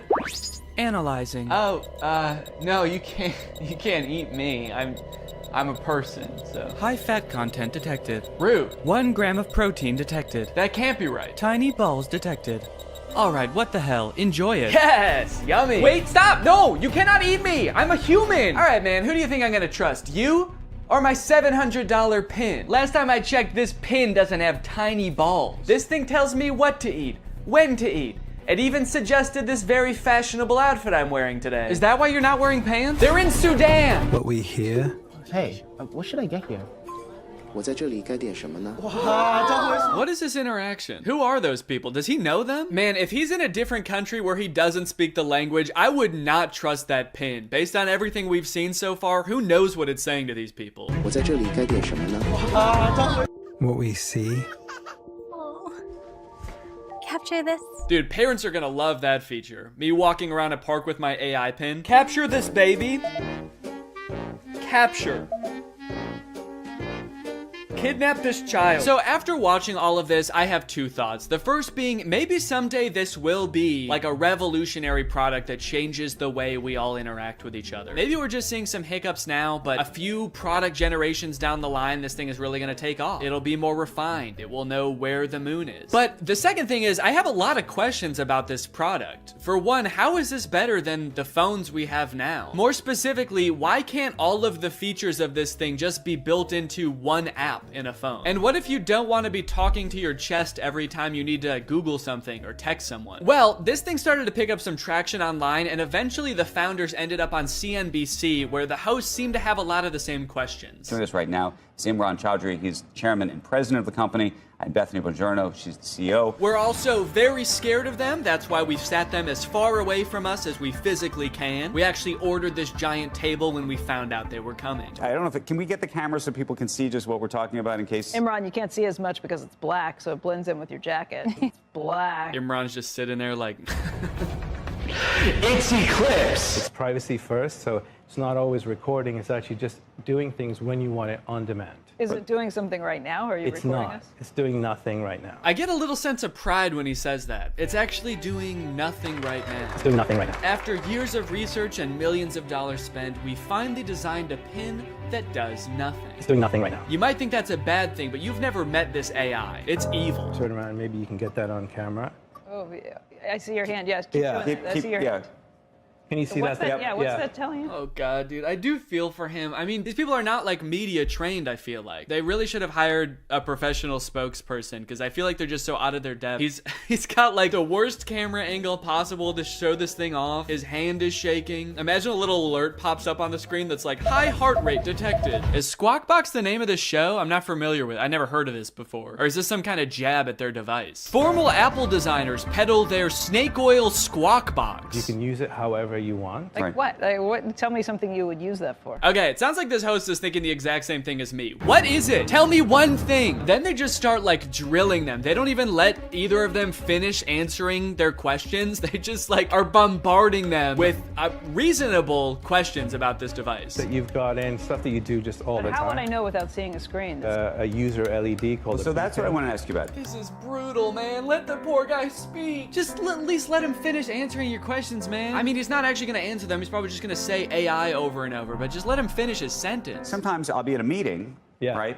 And I'm sneaking under the desk to look at my email because and I can't say, hey Siri, tell me my email. I mean, that's actually a really good point. The only way to interact with this device is to talk to it or to use this weird clunky laser jet display, which I don't even think you can type on. So if you want to text someone, you have to say it out loud, which just does not seem practical at all. So is this device gonna revolutionize technology as we know it? There's probably only one way to find out, and that's that I'm gonna have to buy it and review it when it comes out. So let me know if you guys want me to do that, and maybe I will. I hope you guys enjoyed this video. If you're new here and you're not subscribed yet, make sure you subscribe and turn on my notifications to join Greg. I'll see you guys next time. Bye-bye.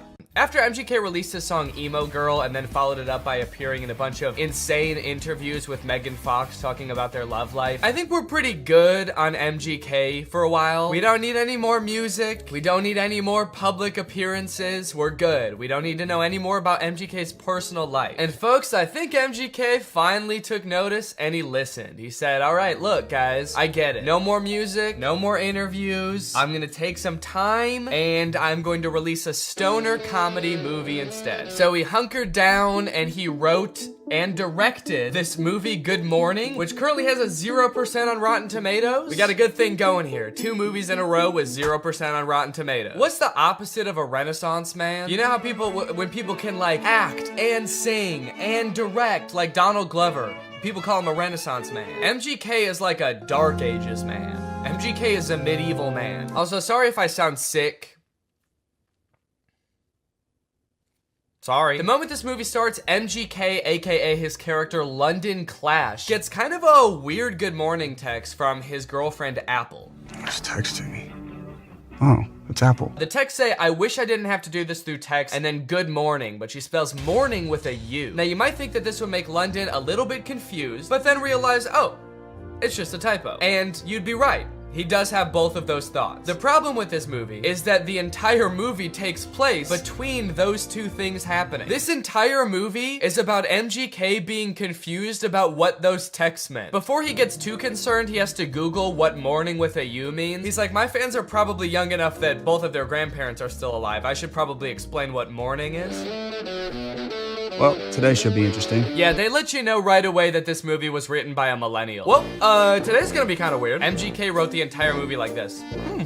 So this just happened. Yeah, so the conflict at the beginning of this movie is that London thinks that Apple is breaking up with him. That text was a breakup text. Sorry to have to do this through text, good morning, as in like happy morning our relationship? What kind of person is Apple that he assumes the text good morning means have a good time with your depression now? Look, this relationship isn't working. We're just growing apart. I just feel like you need to have a happy morning now. A happy grieving to you, good sir. When they introduce this character, she better be like wearing a top hat and carrying around a cane. It's gonna make a lot more sense when